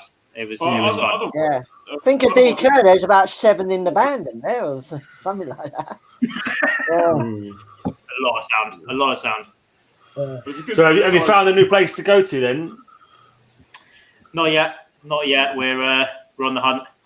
Because I'm wondering how many studios and practice rooms and that have had to close down. We've not been able to get anybody in for like over a year. We talk about the venues struggling and suffering, but I mean, have any like studios that have closed? I mean, that one. So below where we used to rehearse, there was New Row Studios, which is like a normal, like, higher by the hour studio, and they closed down a few months ago. I just couldn't cope with it. So I think there has been a few places, but hopefully now things are a bit bands are rehearsing more. Might be time to soundproof the shed. It may come to that. There used to be a studio in Leytonstone, in Leyton Midland Road. It used to be underneath the railway arches. That's where we recorded our demo. We did our recordings there. A few bands used to practice there, didn't they? They had about 4 rooms or something, 6 rooms or something like that. And wasn't there a recording studio in Stratford which was a bit like the Morrisound studios of East London, wasn't it? Like all the metal bands of the late 90s recorded there. Oh, I don't remember one in Stratford. Come on. He's making it up as he goes along. Expecting me to remember things. What do you think I am, Mr. Memory or something? I don't remember fuck all. I don't remember. There was never. If he's going to come back, he's going to give me a name, and I'm going to go, oh yeah, fuck, I remember that. But at the moment, it's completely gone. I remember fuck all. Exactly. I stand proud by that statement because I don't know why. It's the truth. It's the truth. That's the reason why. Yeah, it's the truth. I remember fuck all. Fuck all. I'm proud of it. Yeah, it's better than pretending you know everything, isn't it? Is it? As we kind of sometimes do like a metal news kind of thing on here. Has anyone heard any interesting metal news this week? Bloodstock's still going ahead, is it? Bloodstock is still happening, Graham. Yeah. No one's been caught wanking to underage girls online or anything like that recently. That was the story. Bloodswamp. Will we come back next week and we find out you've been caught wanking online or something like that? That could be a good story for next week. If you're gonna we got it this week. He's going to do it for us now. Phil's going to do it for us now. I think. What's going on? Phil, we was only joking, mate. We was only joking. I'm just opening Blubbermouth up to see if there's any gem. Oh, okay. You seem to be showing off your midriff there. I thought, oh my god, this is not the bag I'm into. Bloody hell. Yeah.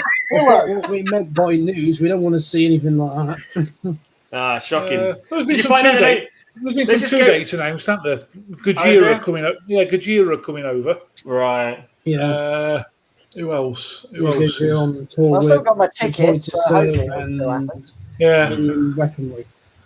Who else? Let's look at the train as well. So. Oh man. Where you going? Violence. That's what I really want to go in there for. Yeah.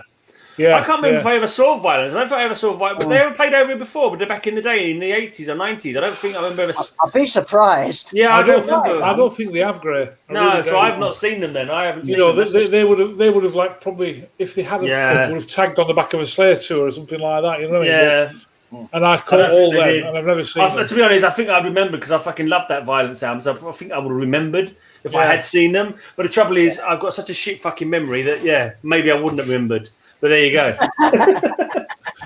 I have trouble remembering who's half the support bands I've seen worth. Yeah. Well, there's a band called Shadowburn, apparently, I saw back in 2017. I don't know if I can remember that. But... you don't remember. I know, it's shocking, isn't it? It's disgraceful. Terrible. That's the other thing. Is like, and you filmed it. Yeah, and I filmed it. But it's not just like not remembering stuff. It's like not sure if you're remembering it or remembering it wrong. And like it's like you think, oh, you heard of this band so and so. You go, yeah, I'm sure I've heard of that band. But it turns out it's just a band with a similar name. It's there's so many fucking similar names as well. It's fucking impossible to remember. You know, so many bands. Kind of wish I'd written down my gigs. Like, I think Lindsay writes down all his gigs still. Doesn't he? Oh yeah, he's got all his. Yeah, I've got a box. I've got a box full of tickets still. I keep. I have as well. But I've got my old tickets. Anymore, are they? No, that's right. You print your own, didn't it, or show it on the phone? You got to scan the barcode on your forehead nowadays. It's terrible.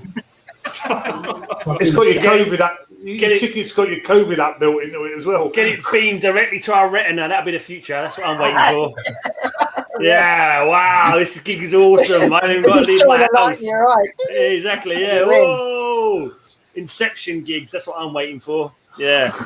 Awesome. You say that. You can just imagine your DNA's not on the guest list, so you're not coming in. Yeah.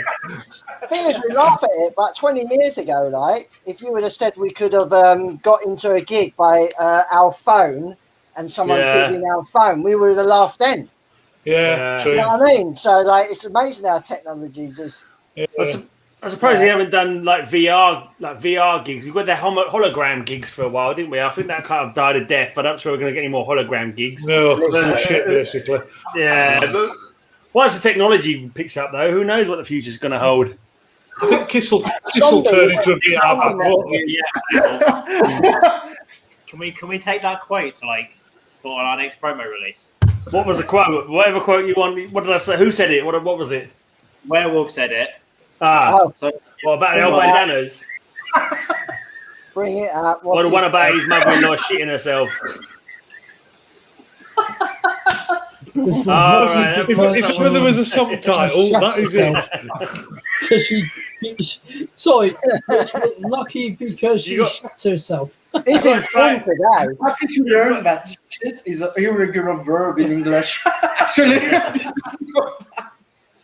Yes, you've got to type that up on their Bandcamp now. Not on the Bandcamp, on the yes, you can do reviews on Bandcamp as well, can't you? Yeah, that'd be an awesome review. Yeah, short review like that would be ideal for Bandcamp, but you have to do a longer one after listening for Metal Archive. Yeah, excellent. Oh well. Yeah, well, I don't know anything else really, Gray. No, it does, I don't really. I think it's waiting for the thumbs up, and then it might just all take off at once, like, you know what I mean? Yeah. Show wise and things like that. But yeah, you know, so we'll wait and see. I've got my jab tomorrow, Phil. Finally. Oh, yeah. Jab, See, I'm old enough to have had both of mine. Yeah. You've had three, mate. You've had your booster by now already, and your flu jab early just to be on the safe side. Like, yeah, fucking inject him with anything you can find, basically. You've had your... You've had cholera, polio. You've had your Black Death. You've had your Black Death. What do you say, Elric? You've had your Black Death jab and everything. You go Back in the day. Yeah, it got me Black Death with bubonic plague jab. Yeah. I don't want that Black Death again. It's fucking itchy. But anyway. All flies on you. Yeah. Anyone bought any? Have you bought any music lately, Phil, or Bloodswamp? What have I bought? I had the new Halloween album come in the post. I've had a few songs. So it's a Halloween album. It does what it does. Sounds all right, actually. Yeah. It's a lot of people comparing it to, you know, Keepers 1 and 2 and that sort of thing, which you can't really do, because back then the production was, you know, it was microphones in a room, wasn't it? You know what I mean? Where now it's all Pro Tools, computers, and all that sort of stuff. Yeah. It's really well polished, really well done. And there's some really good songs on it. You know what I mean? So they're calling it Halloween, aren't they? Just self-titled. Yeah. So I got the double picture disc. So 3 singers. Get on that. 3 singers. They've got the original singer. They got Kai Hansen singing. Well. They got Michael Kiske singing, and then the new lad Andy Derris singing as well. Okay, yeah, all right. Yeah. It looks like, is there some vinyl you got to show us there? Bloodswamp. Let's put you on full screen. Is that some vinyl? Where the 5-year stuff. I like that. And then from London. I don't know if you heard about them actually, but it's kind of. Who was it again? Say the name again, sorry. 5 the Hierophant. I don't know if you can read. 5 the Hierophant. The Hierophant. Okay. And they were supposed to support Conan. Yeah. On the show this week, but. And it's a band that also converted way before Imperial Triumphant, which is kind of an instrumental bass and then kind of metal jazz stuff. And it's really, really cool, really nice atmosphere there too. Okay. Yeah, great album covers as well. Cool. 5 the Hierophant. Okay. That's the Halloween album. Oh. Just fuck. Yeah, I think the last one I bought was picture that. discs. Oh, nice. Yeah. Oh, you got a picture disc, lovely. Yeah. That come from Nuclear Blast in Germany. You can only buy it. You can only buy it from them. Yeah. And luckily, I had no import duty either. Welcome. They started doing that now. Welcome to Brexit. I hate God. Oh, I hate God. Oh, right. Such a good band. Which unfortunately, I saw them. I saw them in 2019 in New Orleans, their hometown. Cool. Get on that. And that was totally lucky. I was already planned to go to America, and it just coincided that them obsessed, hanging, and all these like New Orleans bands were just like playing this event. I was like, I'm there. It was pretty amazing. Yeah, that's pretty cool. That is, and all your you know, all the musicians from that area were all there. Pepper was there, and you know, it was amazing. Yeah, bit of a loving. Yeah, the first time I saw them, it was absolute chaos. Like they were supposed to play in Paris, but the day before they played in London, and there was like, you know, like one of the storm where all the boats got delayed and everything, and so they arrived at the venue at 10:45.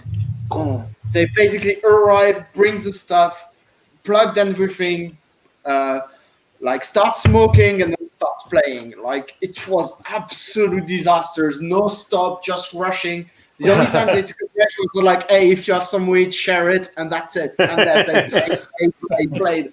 And it was like chaos. It was so good. We've had a couple of incidents like that at Bloodstock with bands.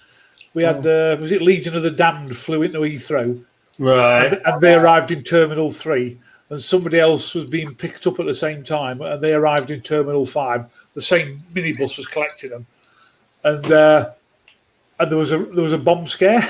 Oh, shite! So the minibus is stuck in Terminal 5, and they can't move, and it's got this band in it. I can't remember who that was, and they just got Legion of the Damned. The manager's on the phone, and the organisers at Bloodstock said, "Look, just get all your gear, get in a taxi, and put the taxi driver on the phone, and we'll give him our credit card number." Wow!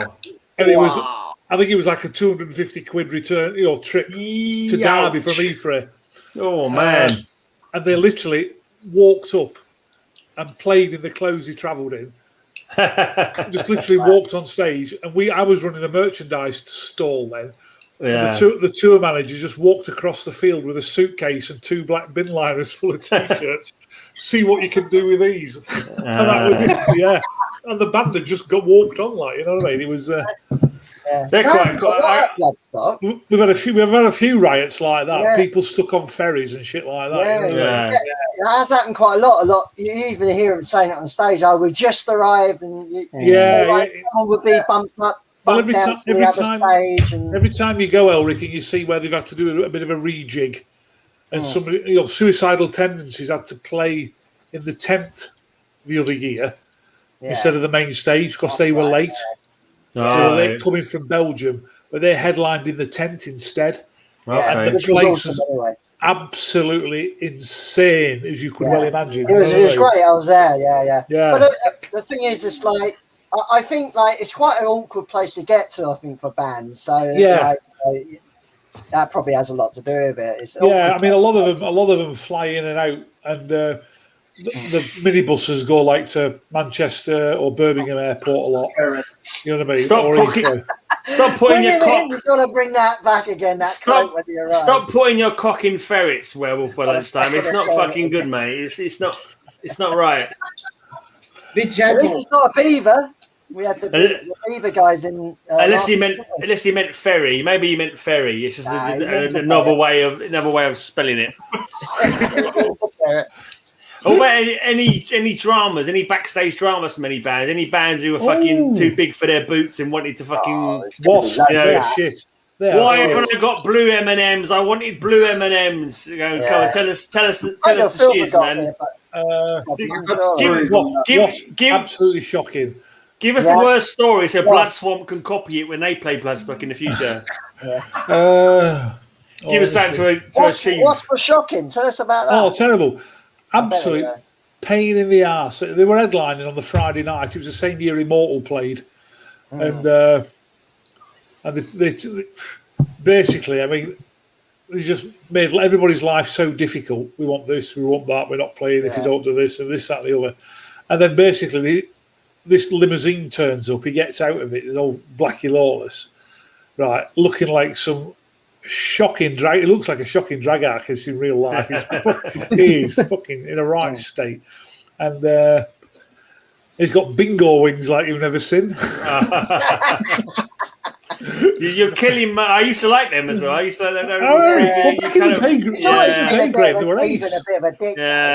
But he's found God, hasn't he? Now you see, and that's just. That's always a bad move. That's a bad move. Always bad. So you don't want to be doing that kind of thing. No, they were absolute tripe. They were. Does he fuck like a celibate beast nowadays? Is that what he does? You don't play it. I have a lot of friends down in Hastings, and Wasp actually in the last few years played Hastings, which was an amazing event. But he went on stage and slagged off the audience. Apparently, I wasn't there, but apparently he just slagged Hastings off, slagged the audience off. Oh well, you can't blame him for that. Come on. Honestly, true. No, but don't play there then. The majority of bands, the bigger bands tend to be easiest to deal with because obviously, they're pros, aren't they? They got it down to as fine art. You know what I mean? You'd hope so. Yeah, and they have all. The thing is, it's when they don't have their riders sorted out. When I mean riders, I don't mean blue M&Ms and bottles of Jack. I mean sound equipment like lighting riders, that sort of thing. And they're all really geared up for it, you know what I mean? And they know exactly what they're doing. And then you get the smaller guys, right? Your opening bands, and they're so laid back and so just happy to be there. It's the middle guys. Yeah, the middle guy. Yeah, you've hit the nail on the head there, Elric. Yeah, you know. But most of them are really quite good, and they're really nice people and very pleasant to deal with. You know what I mean? They really are. You just get some are a bit arrogant. You know what I mean? Yeah. Camelot. Funny you say them. They were tossers. Yeah. There were tossers at Prog Power as well. You want to ask Lindsay about that because Lindsay had to look after him, and it really was a bit of disappointment for him because he was a big fan of the band. He's a fan. Yeah. You shouldn't meet your heroes, as they say. You should meet your heroes. You say that, Graham, but I've met a lot of my heroes, and they're some of the nicest people. I met Michael Kisker from Eloise. He was singing with Avantasia, and such a nice bloke, such a nice chap. And I met Tom Warrior, and I met what's his face from Emperor. Oh yeah, what's his face? He's one of my favourites. He's out there with Anonymous and nice guy. I love that musician. What's his face? What dead with a shotgun through your head? But they were such nice guys. You know what I mean? Yeah. Have not give me grief. I would just say it's only a model and move on. Yeah. Give him some money. It was quite funny because when I worked at Prog Power and we had John Oliver's Pain headline, and he said it, and John Oliver is a really funny guy, big fat bloke out of Sabotage. He's so funny. He says, "Who else we got playing at this fucking place?" And he says, "He looks on the thing, Camel Toe." Camel Toe. Yeah. So, but, you know, generally it's not too bad. I'll tell you, who was a complete set of tossers was Vinnie Paul's band. Hell yeah. Okay. They were shocking. They had a tour bus backstage, and they wanted a minibus from the tour bus to the signing tent. It's like literally walking to next door. Fucking hell! That's some fucking man. Because it was raining. It wasn't raining out. It wasn't raining much. You know what I mean? Have you not heard of fucking umbrellas? Well, the ironic thing was, the funny thing was, after they'd finished, they were going back to the tour bus, and they said, I said, "Oh, there's some raincoat. We got some rain ponchos for them." Yeah, fuck off. Yeah, it's mad. It wouldn't be so bad if they were any good. Do you ever do that? Do you ever do that once they've played? If they've been a camp before they played, once they've played, you just say "fuck off" and they get your own fucking shit. Do you ever like fucking, or do you try and keep it sweet with them? You've got to try and keep it professional because it's not just the band, is it? It's because it's whoever their tour manager is or who their booking agent is. You can't take a shit in their M&Ms then. Like no. Generally go in their dressing room and drink their beer. That's a good one. Yeah. Take that beer. Yeah. Do you still do work there or? Yeah. Not after this stream. He's gonna get all the secrets out. It's all the dirt. It's like it almost feels like everyone that works at Bloodstock, I know. It's just like bizarre. It's like a family, isn't it? Everyone I know seems to work there. I suppose you've got people who everybody. I mean, the metal community in Britain is surprisingly small, isn't it? You know what I mean? Yeah, it's a small. You know world, what I mean? Yeah. And you see the same faces at the same gigs. I come to London from Gloucester, and I see the same people there. And then I go to Bristol, and I see the same people in Bristol. You know what I mean? I go to Cardiff, and it's surprisingly small. And you find out people, think, "Oh, have you got anybody who can come?" And people who you can trust, who are into it. You know what I mean? And that makes such a difference, doesn't it? You know what I mean? So having a load of complete strangers or hired hands and things like that. You know what I mean? And is it still like the 20,000 at Bloodstock, the normal? Yeah, it should be. I don't know how many. I don't know how many they've sold this time. I don't know, but it did pick up a lot after download cancelled. Funnily enough, right? But I was surprised. Like a lot of people maybe didn't bother buying tickets because they wasn't sure if it was going to happen or not. Well, this is the other thing, Gray. You know what I mean? Yeah, exactly. There might be a massive surge next week when they finally rubber stamp it. You know what I mean? So, you guys going to Bloodstock? Anyone from Bloodswamp going to Bloodstock this year? No, going to Hellfest next year. That's all 8 days. It isn't like every band in the world playing Hellfest. They're basically doing 2 Hellfests in like 2 weekends. So it's like 8 fucking days.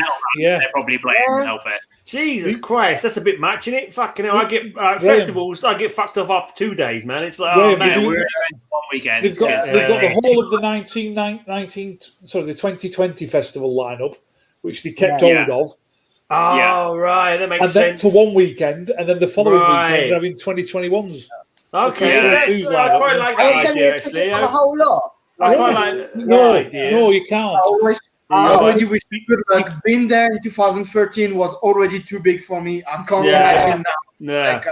Same with I Wacken. wanted to go early on, but Wacken's too much, man. Too big, maybe. Yeah. The 3 years of Wacken, my feet still fucking hate me now to this day for fucking up doing what, you know what I mean? Wacken was great, but it was too big in the end. I did Hellfest in 2014, and it was pretty big then.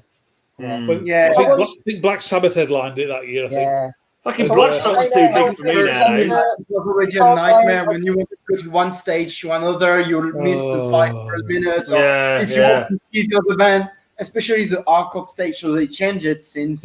But at the time, like if you wanted to have a shot, you have to leave 10 minutes before the concert you're watching, and else you can't get in for the big band. Like it's a bootlegger's nightmare, Graham, I tell you. Yeah, I bet it is. I remember one time at Wacken, I wanted to see fucking Candlemass, I think it was, and like they fucking rearranged it without saying anything. And I was way back at my tent, like, and I was like, that sounds like fucking Candlemass. So I was supposed to be on for 2 hours yet. And I was like, fuck. And I had to it felt like I ran about 3 miles. Candlemass. Yeah. I mean, Hellfest must be a so nightmare, mustn't it? by the time I got so there. many good bands clashing at that one. But, I was so fucked. I never even had the energy for a doom dance, man. That's how fucking fucked I was. It was like, oh man. So you're saying that you can't buy a ticket for like the whole lot? It's either one or the other week. It was 2 separate ones. I think it was the 2019, the 2020 festival. It had sold out, and everybody kept the ticket. Right. And then they put them on last week, didn't they, for 2021? And it sold out in 2 days, didn't it? In 2 hours. 2 hours. There you go. Is that the biggest festival now, Hellfest? Is that the biggest festival? Is Wacken the biggest? Is there a bigger one? I don't know. I think there is a big contest between the two. Okay. Wacken's 80,000 now, isn't it? Or something. Yeah. Download is about 90. Hellfest is more than 100,000. Wow. For the people. Like putting the one-day stuff and everything. We did it when I went. We did it in a camper van. Yeah, brilliant. Yeah, I'd rather do that. You can fucking sleep nicely in a fucking. Yeah, exactly. You know. Yeah, it'd be better that way. Yeah. You're not shitting behind a bush, are we, Graham? No, exactly. Or shitting on a fucking pile of mountain of shit that other people have already shat before you in the bloody. There was a fucking pot like that. Yeah, I went there. It had the best idea to do like pea place, but like in how do you call it? The stuff that you used to feed like cows and stuff. Manure. Feed. So basically, at the end of the 3rd day, it was smelling like in the cow place because everyone was being there, but it stopped stinking. Like silage. That was the worst idea they could ever have. I went to download one year, and there was one Portaloo just nearly a mountain full of shit. Yeah. And this wasn't even on the fest. It wasn't actually in like the arena area. This is when you entered it to go to the campsite. I always come back sick from Wacken. I think we're Wacken 3 times. And every time I come back home, I had a fucking cold for like a week. I think I was allergic to German dirt or something. I don't know. But another thing as well, I always find I'm a light sleeper. And there'd be all these fucking late night cunts staying up all fucking night. And then there's like a 10-minute silence. And then all the fucking early birds get up. And then they fucking they turn the music on. And it's like, so you just like, everyone's going to bed now. I can just sleep. And then suddenly, good morning, guten Tag, fucking, let's put the music back on really fucking loud. Good morning. Fuck off. I remember one year I think it's the first year I went, and Mick, he bought a crate of beers. Yeah, fucking beers, alcohol-free. Alcohol-free. Oh, you know this story. It's like a 3 mile walk. It's like a 3 mile walk to the supermarket. And we get hearing Germans laughing. Yeah, laughing their tits off at him.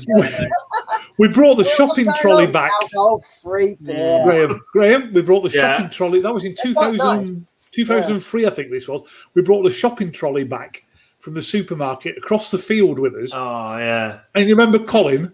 Yeah. Washington. Colin Washington. Yeah. We got Colin to sit in the shopping trolley. We couldn't get him out. Yeah. I think Colin still works at Sirius Place. Does he? They both work in the same office. Okay. He's in the canteen, he works in the office, I haven't seen him in ages, Colin. No, he still works there. I think last time I saw him was an Iron Maiden show at the O2, you know, one of them, when they did one of the old albums, like, you know what I mean? Yeah. Son of a Seventh Son or something like that.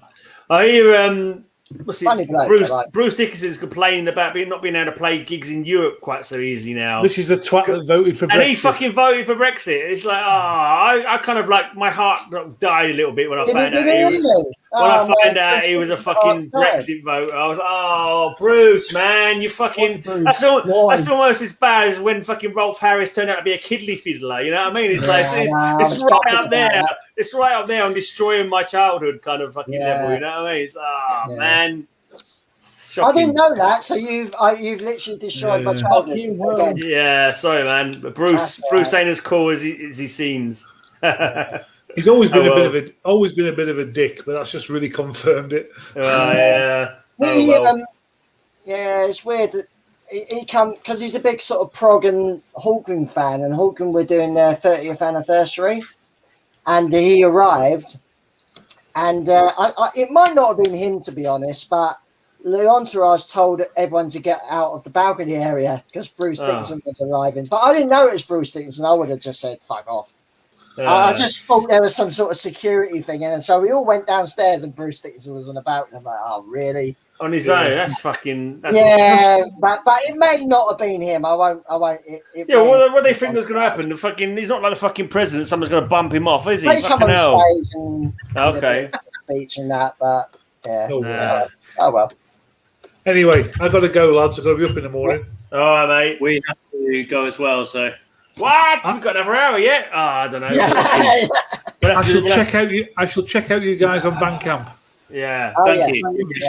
Very impressed. Hold on a second. Before you go, come on, you must have a few minutes to spare. Did that not fucking work? I know, so you can't. It's all right. It's no worries. I was going to play you the fucking Shadow Burn track, but I'm not actually uploading it yet.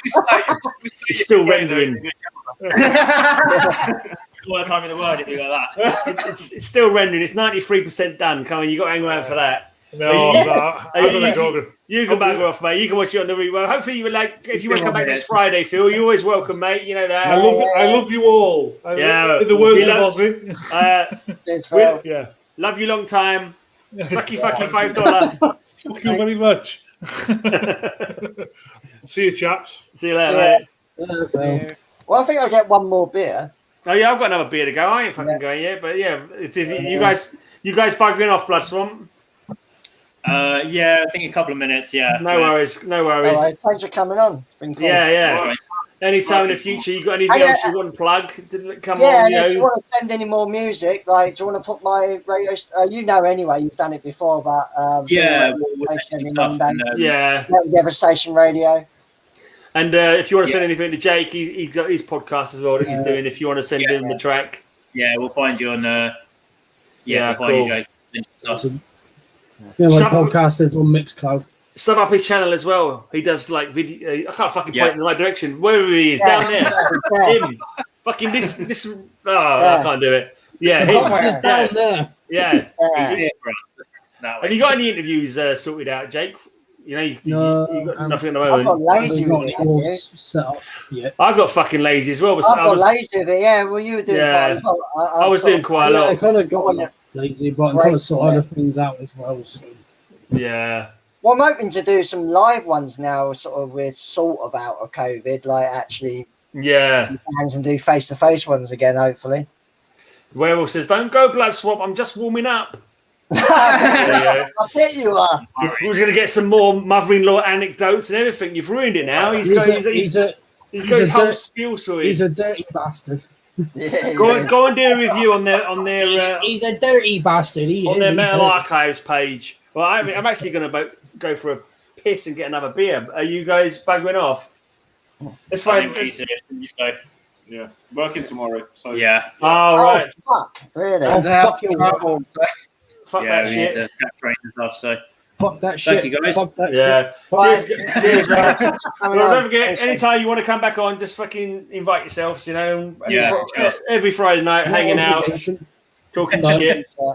Maybe we'll discuss Strangle Wanks a bit more next time you come on. But do your research. Do your research, fellas. Fixie Wank. Yeah. Fine, that's all. See you later, guys. See you later. Thank you, guys. Thanks for coming on. Well, let's play this Albatross track again. While I have a piss. Albatross. What, Fleetwood Mac? No, by band's called Albatross. It was that Neptune murder one. Why ain't it fucking playing?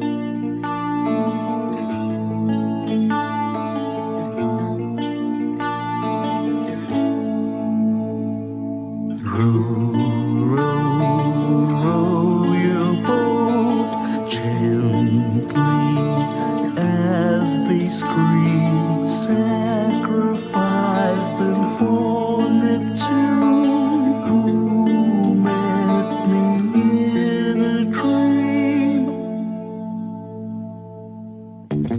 Know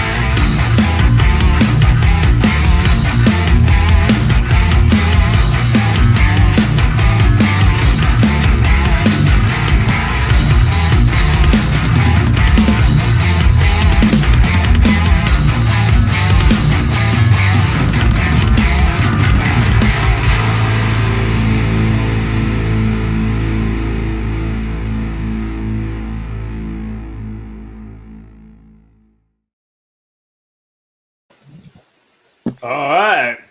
That's cool. Yeah, did you like that one? Oh, let's get rid of the backdrop. I've got the backdrop up still. Let's get rid of the backdrop. I just there we go. That's gone. Yeah, everyone. Here is everyone again. I like that. That's cool. That. Yeah, it's a good tune. Good tune. Yeah. Bizarre Focal, is it like? Good video. Yeah, I think Indian band. I think they are. I mentioned before, the Indian band. It's a good scene in India now, man. It's crazy. And like we had the guys in early on for Luciferian MF, and they were from Sri Lanka. So it's fact time from Werewolf. Apparently, a flock of albatrosses is called a rockery. Okay, cool. I didn't know albatrosses flocked. I thought they were kind of solitary birds. But I thought they were too big to flock. Oh no, a rookery, not a rockery.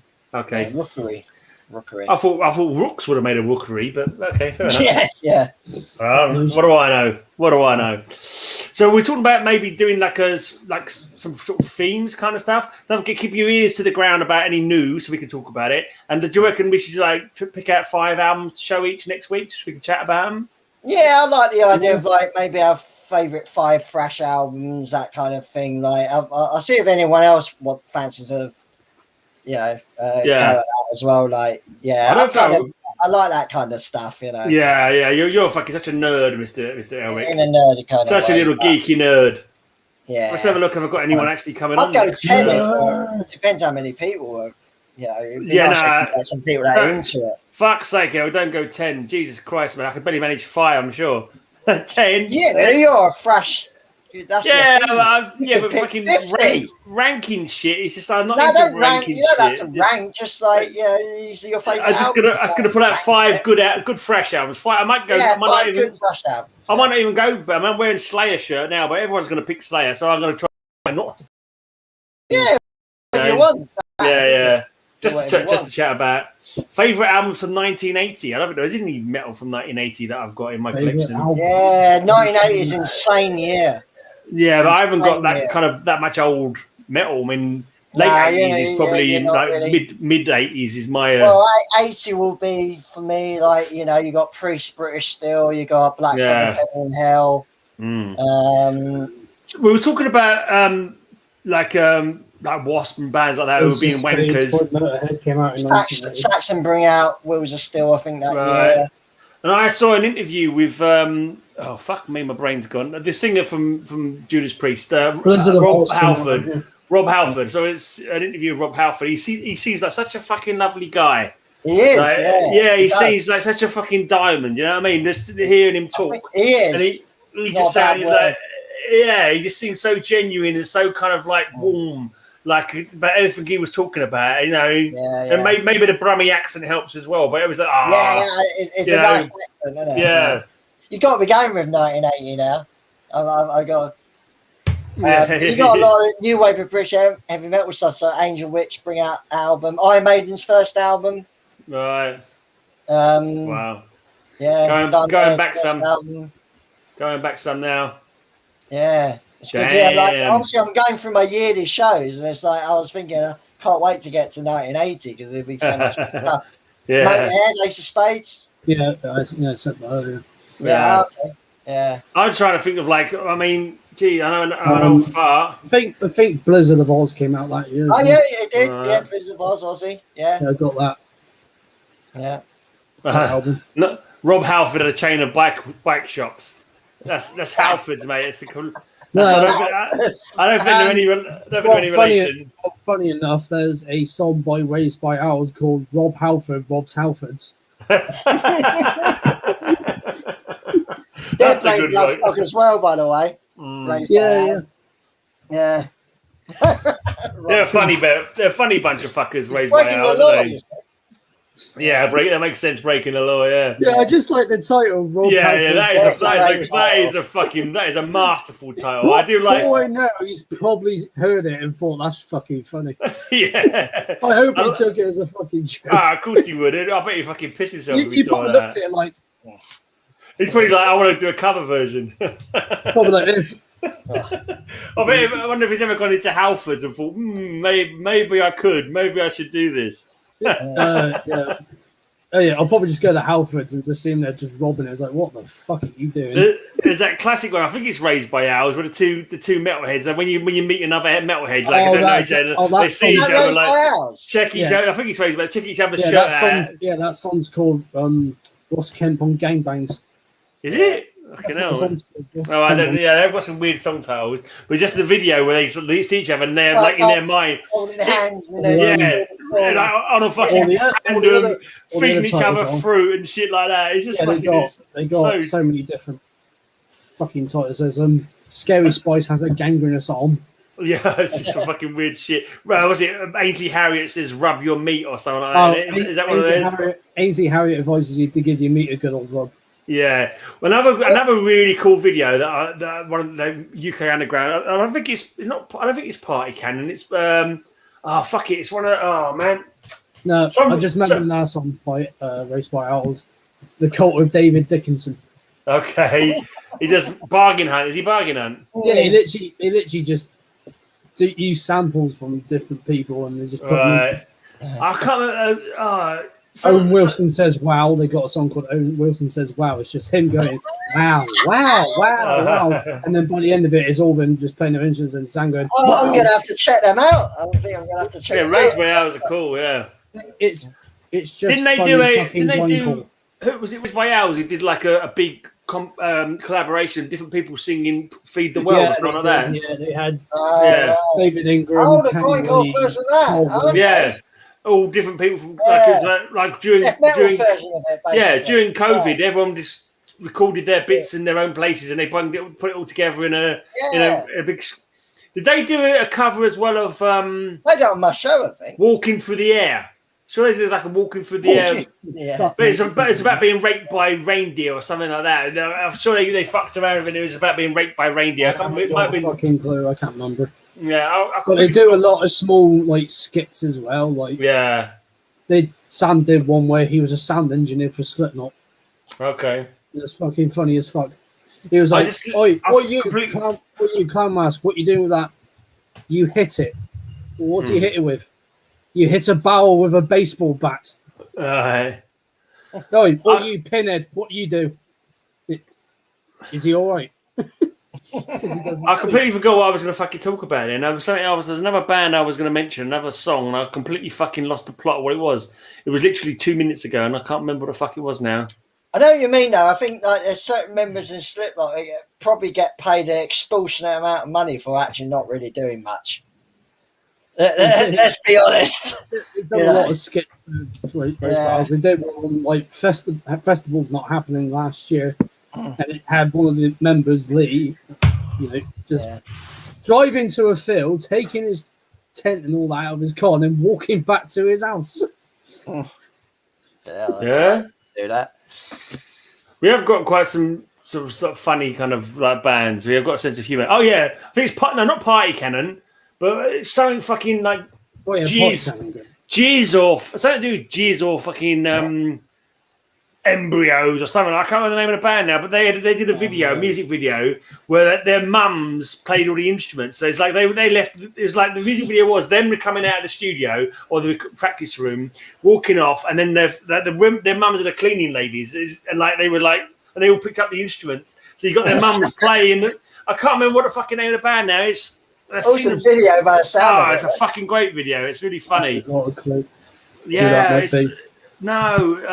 it's something fucking jizz or fucking wank or something. I can't remember now. I've seen fetus. Something fetus. Something fetus. Obviously not dying fetus. No. Yeah. Man. But I'm sure it was them. They had a really fucking. The only band I can think of with like fetus or fetal is like Fetal Juice. Aborted. No, it's not aborted. Aborted fetus. Fetal juice. Yeah, fetal juice. Fetal juice. Yeah. I don't remember. No, it's not that one. I'm trying to find. I'm sure it's something. Fotal. Is it Fotal? Maybe. Oh man. Don't ask us. We don't know. I've seen it loads of times. I've got fucking Fotal Juice. That's it. Fotal Juice. I've typed it in. It's come up. Fotal Juice. Yeah, fetal juice. That's fetal juice. Fetal juice. All right. Yeah. But it's fotal. I said fetal juice. What are you calling it? Fotal juice. Because it's got a fucking O in it, so I say fotal juice. You don't say the fucking O in fetal. It's Beetlejuice. It's Beetlejuice. Yeah, we know them. Yeah. But I have to check that out. Yeah. I'll take your word for it. You fucking knob. Yeah. Anyway, they got a good song. They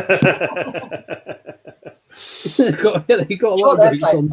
I can't remember what the fucking song is, but it's one of my favourite songs is called Service Station Masturbation. Right, yeah. Excellent. Like Service Station Masturbation. It's like, No, I'm just trying to remember all the fucking Raised by Owls songs because I'm gone on the talent. I'm trying to remember all the good fucking titles. Yeah. There's a Cliff Richard drinks from the skulls of his enemies. Excellent. What's the other ones? Boris Johnson, Vampire of London. Fine. This is from the EP, The Great British Grind Off. Grind Off. Yeah, based on the bloody Great British Bake Off, isn't it? Yeah. Or one of their shorter ones is called Harry Potter and the Curse of the Student Loan. Good stuff.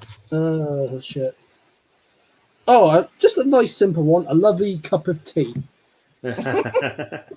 You like that, Gray? Then you a lovely cup. I do like a nice cup of tea. Yeah, who So can't be?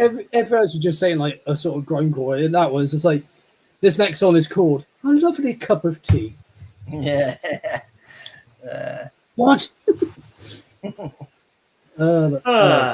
Yeah. What's it? I'm trying to remember all this Should be more bands that mention tea. I'm gonna look that up. I can look it up. There's a cup of tea. Well, the lyrical things are just. Let's look tea. up the word tea in song titles and see if there's any other bands with tea in their song titles. Let's have a look. We've got a couple of bands. King Diamond's got a song called Tea on Them. Did you know that? No, okay, no, I didn't know that. No, I don't remember it. Man, I've never been that familiar with King Diamond, to be honest. Tea and Sympathy. Right, sure probably. yeah. Agathocles have got a song called Black Tea. Black Tea. We've got Testicle Tea from an Analizator. Excellent. And Anonymous Souls.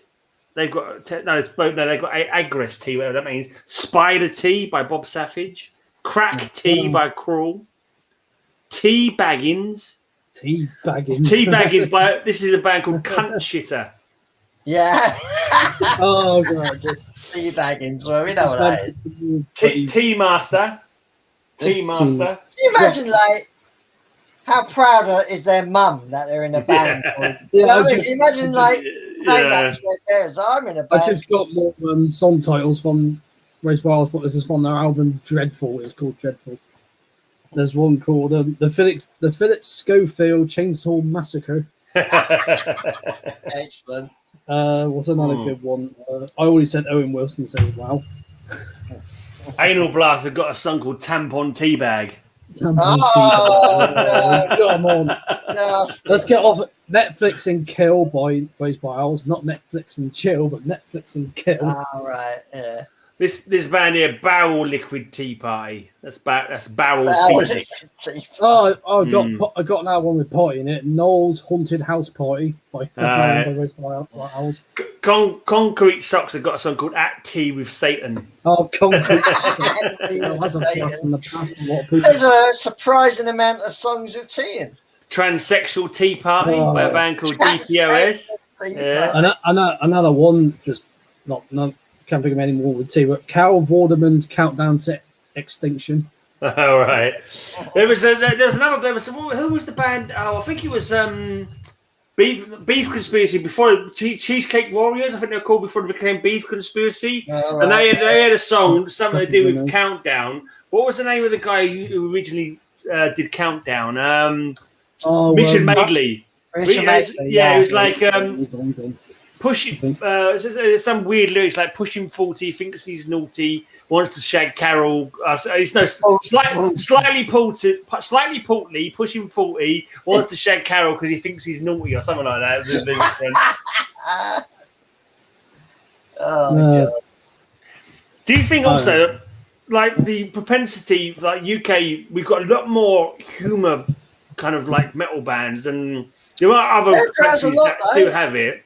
America do have it. I suppose the biggest one is Psycho. Richard Whiteley, not Richard Madeley. Is right. That's right. Richard Whiteley. Richard Whiteley, yeah. Yeah. Richard Madeley's the breakfast show. Yeah.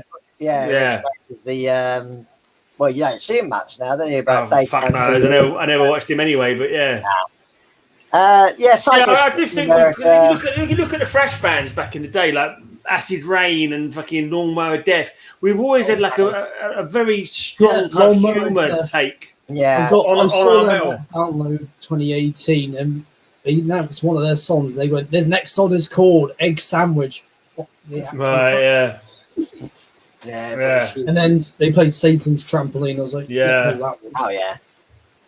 I got the clap of me knob fed off. I got the clap of me knob fell off. I got the clap of me knob fell off. I got the clap of me knob fell off. I got the clap of me knob fell off.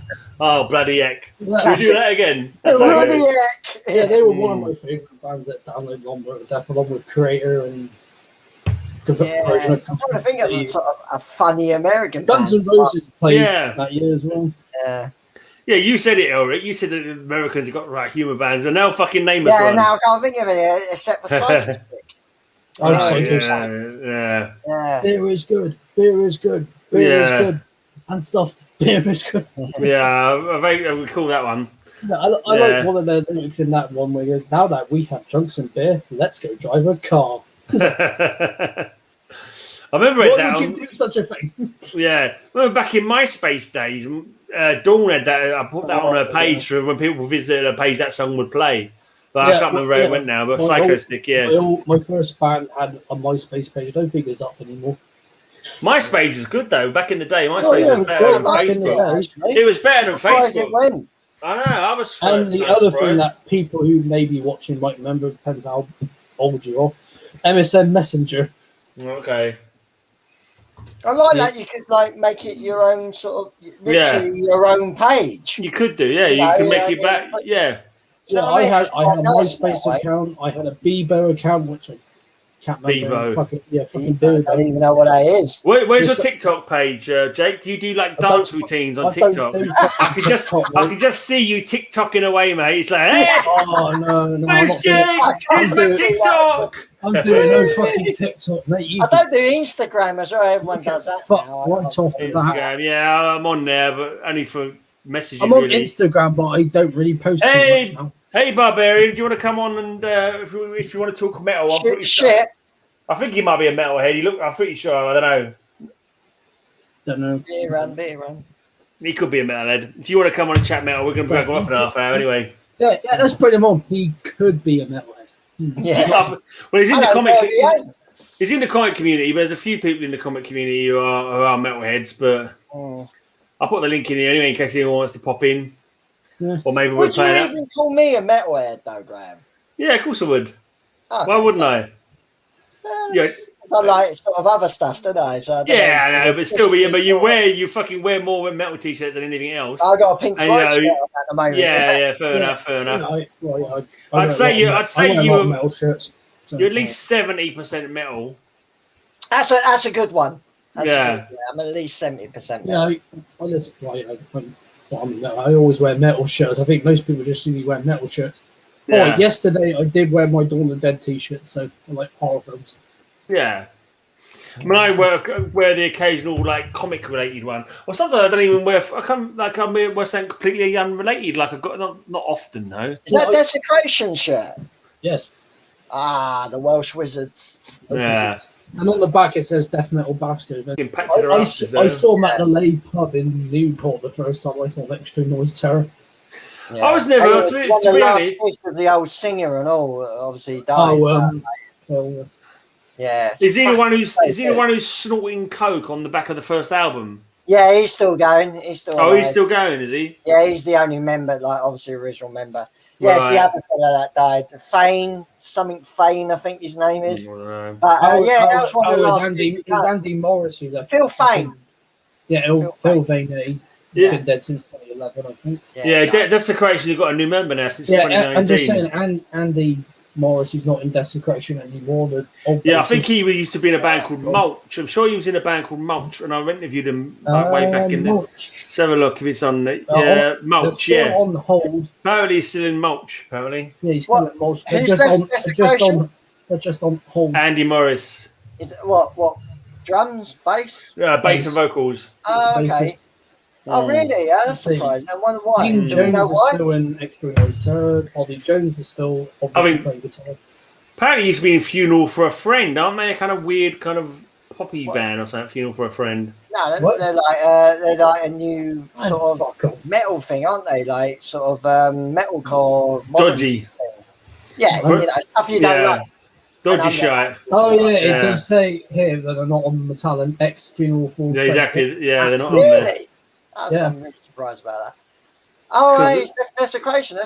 They seem like Yeah, I think it was like life getting. I think life was getting in the way. He was there since 2005. He was in it for a long time. Yeah. Oh, that's life, innit? That happens. But yeah, Andy's not in Extreme Noise Terror or Desecration anymore. Oh, right. Blimey. Well, when I first saw Desecration at the Croft here in Bristol, obviously they're all still together. And now, But just seeing that Funeral for a Friend, I was like, what the actual fuck? Yeah. Hey, Nestor, you the guy who asked me to play that Spanish band on my podcast. I played them. Check the link out down below. What was the band? They actually got back to me. What was the name of the band? They got back to me actually. Yeah, they see if I can find the bloody roll. Where are they? Angeles dell'Inferno. Remember he commented a couple of times. Angeles dell'Inferno. I played one of their songs that you suggested to me on my podcast. So check out the link down below. Listen to my latest podcast so you can hear me playing that band. Pardon me. Oh, it's getting warm, so I had to turn my fan on.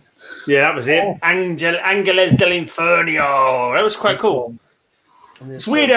It's weird, like bands who've been around for years and you've never heard of them.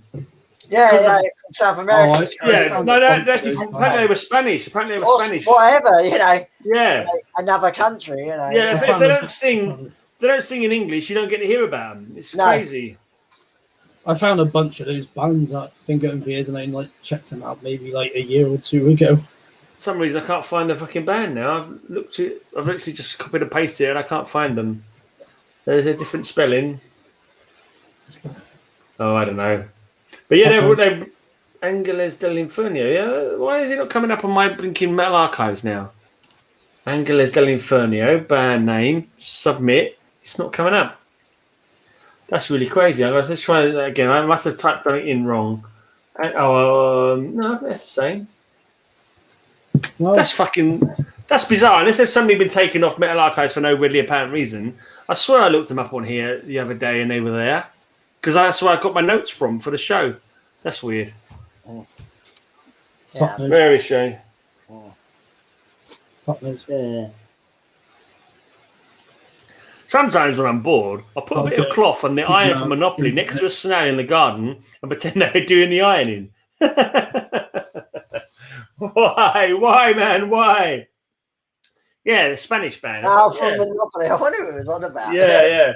I can't understand why I can't find their link anymore, but it's really weird that. Yeah, but anyway, I played them on the show.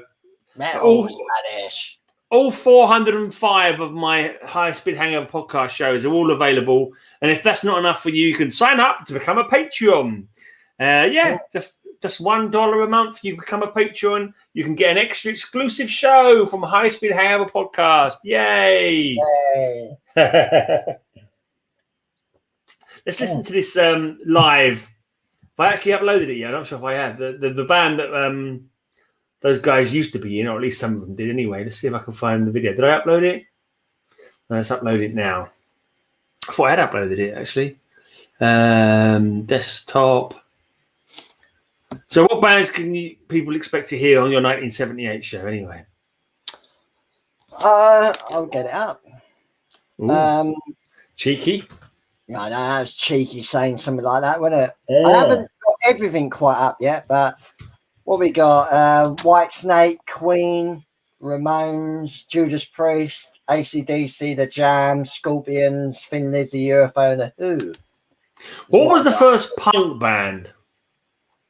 Well, it sort of depends. You got really. Ramones in America, I suppose. Arguably the Ramones, you know, but you can go back even to the 60s and say stuff like the Stooges and MC5. But I think Ramones is a good call.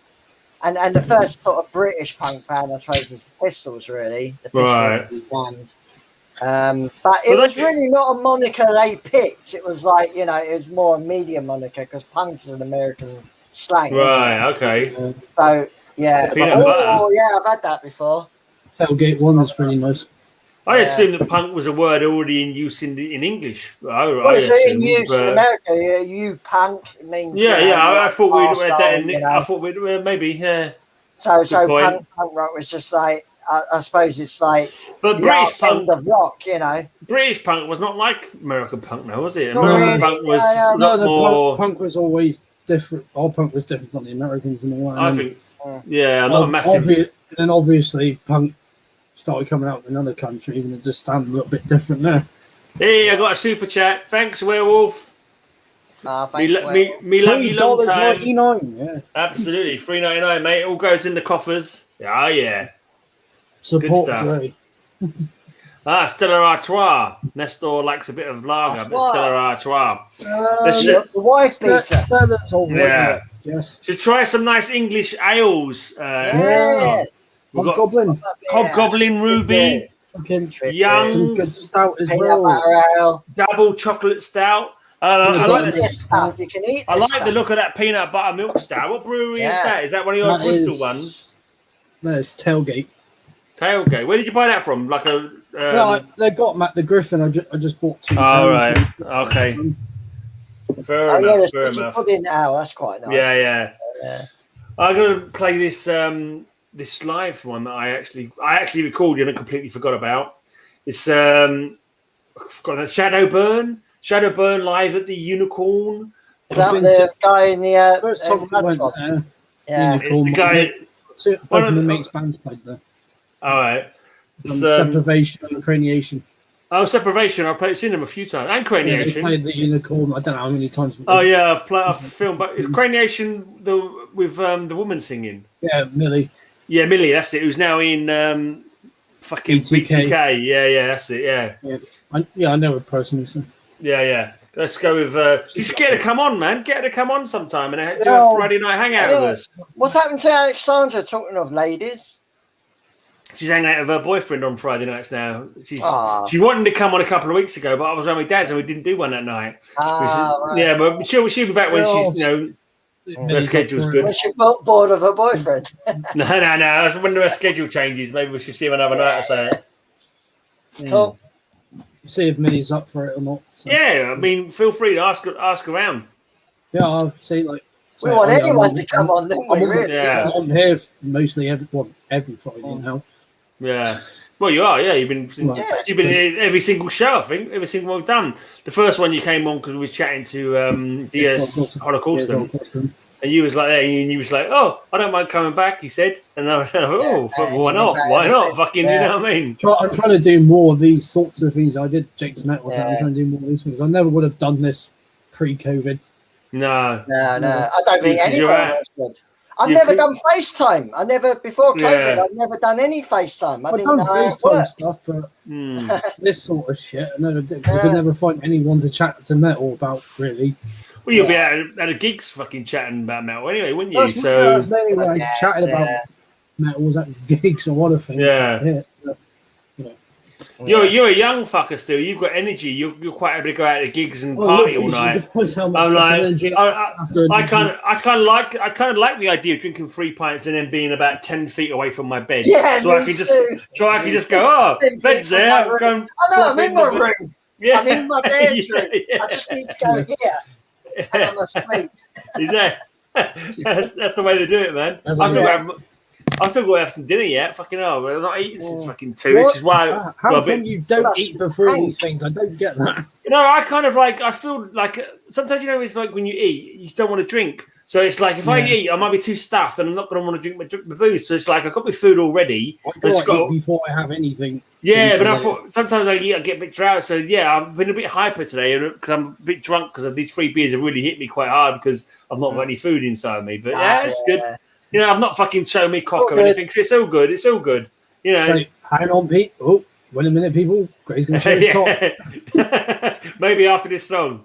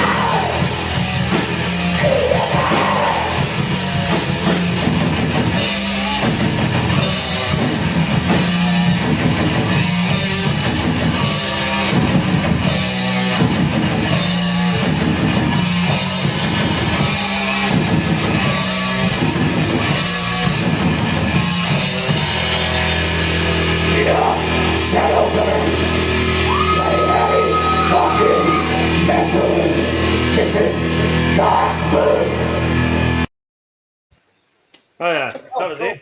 I didn't yeah, it was. He had no need to be embarrassed. It was awesome stuff. Yeah, I know. It's you shouldn't be embarrassed. Even my he probably would have been like this.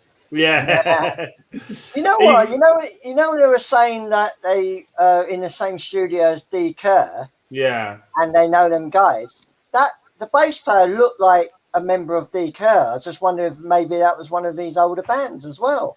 Maybe they just know each other and they're in other bands. Yeah. Yeah. Interesting. Probably. Yeah, I can't say, Nestor, I can't understand anything you say because I can't copy and paste it from the chat. It's quite annoying you can't copy and paste from the chat in StreamYard because normally I'd copy it so I can paste it into the translator to work out what you're saying. But something about unique, something about Argentina. Yeah. Jack Daniels. Yeah. And Jack Daniels. Let's have a go back to Werewolf. D had a day off yesterday and didn't get out till 3 p.m. I got home from work and ordered dinner. I said, "Do you want some?" She said, "No, thanks. Just had breakfast." Okay. They're on a different time schedule over there. Say hi to D, by the way, Werewolf by lunchtime. D, I tell you, D does a great werewolf growl. I tell you, she's the best werewolf growls I've heard.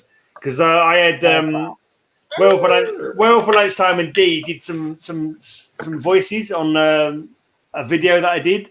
I do. Actually, I'm gonna fucking go and download that now. I'm gonna fucking download that. I just decided I want to watch that again.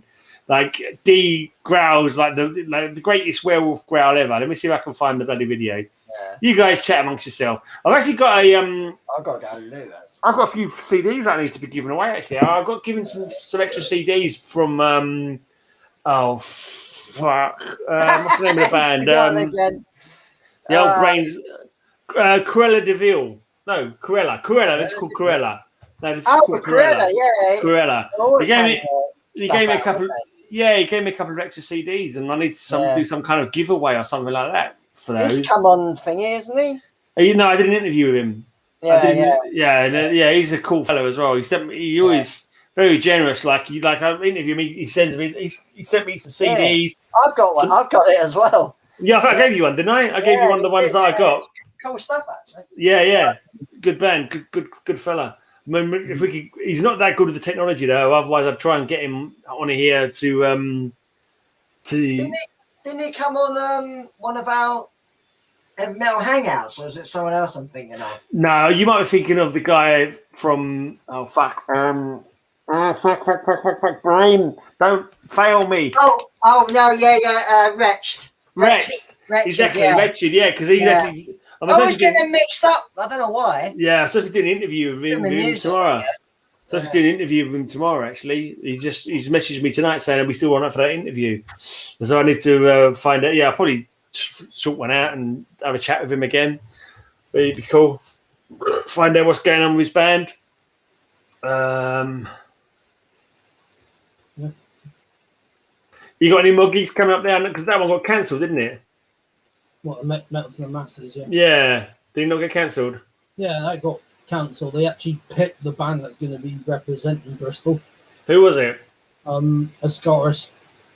Ascaris? Ascaris. Ascaris. I never heard of them, man. They're from Gloucester, but we've sort of. Have you seen them? They're any good? Oh, they're fucking awesome. 3-piece black and death metal. Cool. 3-piece black and death metal band. Yeah. Are you going to Bloodswamp? I can't remember if you said you were. It's still going ahead because not only are they announcing bands, but they announced Brian Blessed to do something. That's right. Yeah. Which I'm looking forward to seeing Brian Blessed. Yeah. I like Brian Blessed. Brian Blessed is like, I've got to meet this man. Yeah. He's cool. Brian Blessed is a good. He did a few years back a spoken word thing for Hawkwind. Brian Blessed. A track called Sonic Attack, which is like a poem track by Hawkwind, and he did the poem, and he is Brian Blessed, shouted a lot, but it suited him. It suited his style. Actually. I went to Beer Mageddon, like I can't remember what year. There was a guy there, big guy, long hair, big beard, and everything. Well, not a very big beard, not like Brian Blessed, but he could do a perfect Brian Blessed voice. Gordon's alive. Actually, spot on, perfect. Yeah, Gordon's alive. He played the Gungan chieftain in the Star Wars prequels, didn't he? Yeah. And obviously, Flash Gordon. I was going to mention Flash Gordon. They all die. I like Flash Gordon better than the Star Wars movies. I enjoyed that start. I like Star Wars. Trouble is, Nestor, I can't copy and paste from the chat here to work out what you're saying. Aquí si me conoces como Neste Quisero. Surely you know Spanish by now. I learned Spanish at school, and I tried to learn it myself, and I couldn't.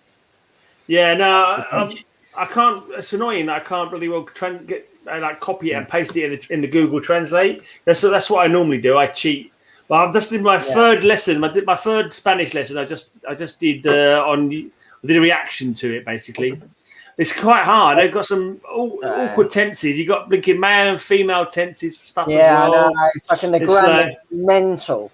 I did it in some ways it's easier. In some ways it's harder. To be honest, the letters don't change. No, that's right. The vowel sounds are constant. The easy side. Yeah, the vowel sounds are constant. Spanish, like when I was like, I couldn't learn. I didn't know what I was saying, but I could actually speak it because it was easy to speak. But all of it, or you learn the letters and it's easy. And once you learn the letters, it's easy to speak. I just don't know what I'm saying. Right. So I can literally read it. But I don't know what it is. Sort of thing. Right, okay, that makes more sense. You can read what it says because he reads the same every time. Anyway, I did a lesson today, which is coming up. Actually, should be out in about an hour's time. Actually, it's scheduled for today. Like the C could be a K sound, or it could be an S sound, depending on what vowel was following it. So it's a S or it's a K, depending on what comes immediately after. Yeah. It's the same. G is like A rough. A H is a rough. Yeah, and they got an N with a B can be as well. They got an N with a hat over it, and they got a double R word as well, and a double L word. Double L is a Y. Yeah. So it's got double L. You got to say a Y. It's like it's like some words in like Swedish or Norwegian. C's are THs. They're only C's like Barcelona. And you don't say H. Don't say H. No, it's silent. It's silent. Because it's H. It's like sort of like a person's name. Hector. Yeah, it's like don't say the J. Do they just say? Don't say the J in Jose. Yeah, it's H. J's are like H's, aren't they? They say J's as H's. Double L is like million, so it's like a Y. Like that, yeah. Double L is a Y. Yeah. So you learn all that. Yeah. There's an N with a little hat over it, and that's like a Y million. as well. Yeah, it's like it's a million. It's like Manana. Manana. No, is it Manana? Oh, fucking! I forget now. I forget the. It's like España. It's like if you say million, it's like that kind of style. Super guitars. Bruce Kulick, Vinny Didn't Vincent. he die? He was in Wasp and things. Yeah, they were brothers. Like, and that guy was in Kiss as well. Yeah, I know. Let's go crazy and watch this 31 Nights of Halloween video featuring Werewolf by Lunchtime and his missus doing the voices. Go on, then. It's let's just play it. Tales from the Grey Side presents 13 Nights of Halloween. Let's make it 31 Nights of Halloween instead, if your heart can stand it. Harper Grey had a will of iron. Indeed, his only stronger trait was his greed. But could even a man of strength like Harper Grey survive the terrible curse of the Blood Moon? Oh my god! Yay! As the startled watchers run to the newly slain corpse. His throat, just like the others. And that creature. Now do you believe, Mr. Grey? Now do you believe in the Devil Wolf? How can you help but believe, Harper Grey, now that you've seen the beast with your own eyes? A beast you had labelled mere superstitious rot those few short weeks ago, when you had first begun drilling for oil in the lush Florida marshlands. Come on, move it, you lazy beggars. I've got a deadline too. Huh? John Littletree's to see you, Mr. Grey. Well, what is it this time, Littletrees? More garbage about how I'm polluting the water, driving the animals away? That's right, Grey. This swamp is home to the Seminoles, and we don't want it turned into filth. We have to live here, raise our children here. Save the bleeding hearts, Littletrees. There's oil in this swamp, and I'm going to find it. If you and your red-skinned brood don't like my methods, I suggest you move to a reservation where you belong. Now get off my property before I throw you off. We'll go, white man, but heed my words. You'll pay for desecrating our lands. Pay dearly. But threats meant little to you then. After all, weren't Indians just savages, useful only as cheap labour? Get your backs into it, you half-breed sloths. Move. But then, on the first night of the full moon... Idiot. Can't you do anything right? These drinks are lukewarm. I ought to... Huh? Quickly you followed the echoes of the agonized screams, only to find... It's Thomas, and he's been torn to shreds. Look, on his throat, the marks of the Devil Wolf. The what? A monster, Mr. Grey. Half man, half wolf. You mean a werewolf? In this day and age? Bull. The poor jerk probably just ran into a stray panther or something. But as the strange deaths continued, each under the baleful eye of a leering full moon, you found it more and more difficult to pass them off as superstition. Until finally, one night... Oh, I'm sorry, Mr. Grey. I guess I'm just nervous and... You clumsy oaf, you're fired. Get out of here. Oh no, please, Mr. Grey, don't send me away tonight. The moon is full. The Devil Wolf. Hang the Devil Wolf. If you're not out of my sight in 5 seconds, I'll tear you apart myself. Now go. But before the terrified servant had gone 10 yards. Yeah! And so, Harper Grey, now you believe, and with that belief comes action. These silver bullets I had made up better do the trick. I've got to stop these murders, get production back on schedule. I'm losing money. You hurry, but the sun is setting even as you arrive at the home of... John Littletrees. He's got to be behind all this. He wouldn't have threatened me unless he knew he could back it up. And so, as a red-hued moon picks its way over the horizon... Well, well, if it isn't Mr. High and Mighty Oil Man, come to see how the other half lives? No, Littletrees. How the other half dies. John! I'm sorry, Mrs. Littletrees, but you know as well as I what your husband was. And with the moon coming up, I couldn't waste time with words. You understand.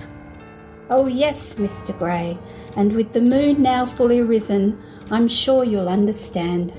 If I don't waste any time. Oh my God! You're one too! You're... But the time for words is past, as the enraged she-wolf attacks, pressing for the kill.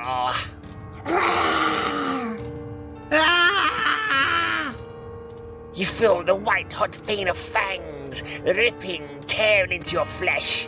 In desperation you reach out, grasping, searching for salvation.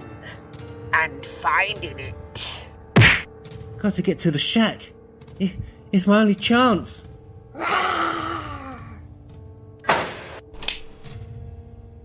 If I can just lock the door, keep the creature out till sunrise, I can get away when it changes back to...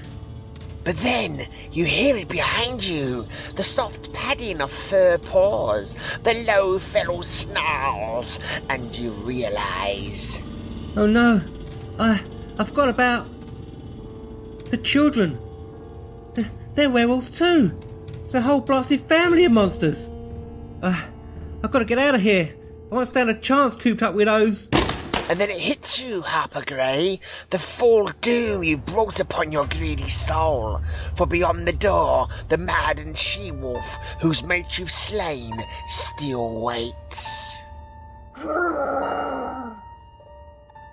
While inside, two smaller, though no less ferocious animals hunger for a vengeance of blood, stalking closer, ever closer. The choice is yours, Harper Grey. Think fast.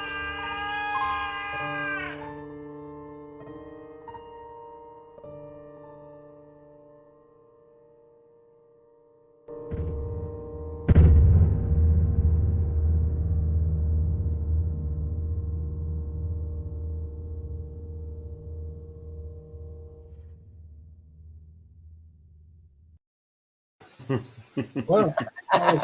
Right. Is that werewolf doing the voice as well then?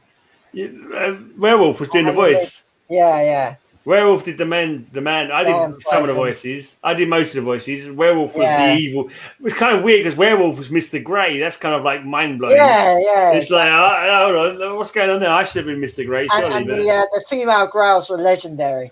Yeah, that was his missus. That was D. That was D. I think I got mixed up at one point, and I put a groan when it should have been a rag. But it's all good. I do like your over the top narration voice as well. Well, that was because the narrator for that story is the old witch, like an old witch woman. Yeah, right. So I had to, I think I played the witch voice. Yeah, I think I played that to a T, mate. That was the best witch voice you'll ever hear. Yeah, it's just brilliant. Anyway, all right, guys, I've drunk my beers. I'm gonna. Yeah, I've drunk my beer as well. So I might put the feelers out then for maybe doing this our favourite 5 albums of some genre, and I don't know. We'll see. I'll ask around, see if anyone wants to do it in this sort of format. Well, even if it's just us three doing it for the Friday night hangout. We can always, yeah. We'll whip out like the final if we got, the final of the CD of it. Well, we could always do like another like dedicated vinyl stream as well. Our favourite 5 and some mentions, that kind of thing. We could do that separately. We could do that on another night or something like that, or fucking or something like that. Whatever. We'll see. Anyway, I've got to have another piss, and I've got to cook my dinner again, warm my dinner up. Cheers for coming on as always, Jake. Cheers for being in chat, Werewolf and Nesta. We had quite a few people on tonight. About seven or eight people. Three's about the lowest we had tonight, so that's decent. Yeah. If anyone wants to help the channel out, I've got a Patreon link down below. If you sign up to my Patreon, you get an extra exclusive podcast from my podcast every month, basically. So sign up. It's awesome. Sign up. And Elric's links and Jake's links are both below as well. We'll take you to the blog, and it gives you the links. Make sure if you're in a band, send them your music so they can play you on their respective podcasts. Yes, please. I need more bands to play. Yeah, and come back tonight because in 1 hour's time, I'll be doing lesson 3 of my Spanish on this channel, and in 2 hours' time, I'm doing a reaction to some Argentinian band. I can't remember who it is. You're not in shape to do that, Graham. I'm not doing it live. It's pre-recorded. I've got to upload it and add the stuff to it. Yeah. See you later, everyone. Let's play out the... I know. I've got a good idea. Let's play out of the playing out thingy, my Bob. See you later, everyone.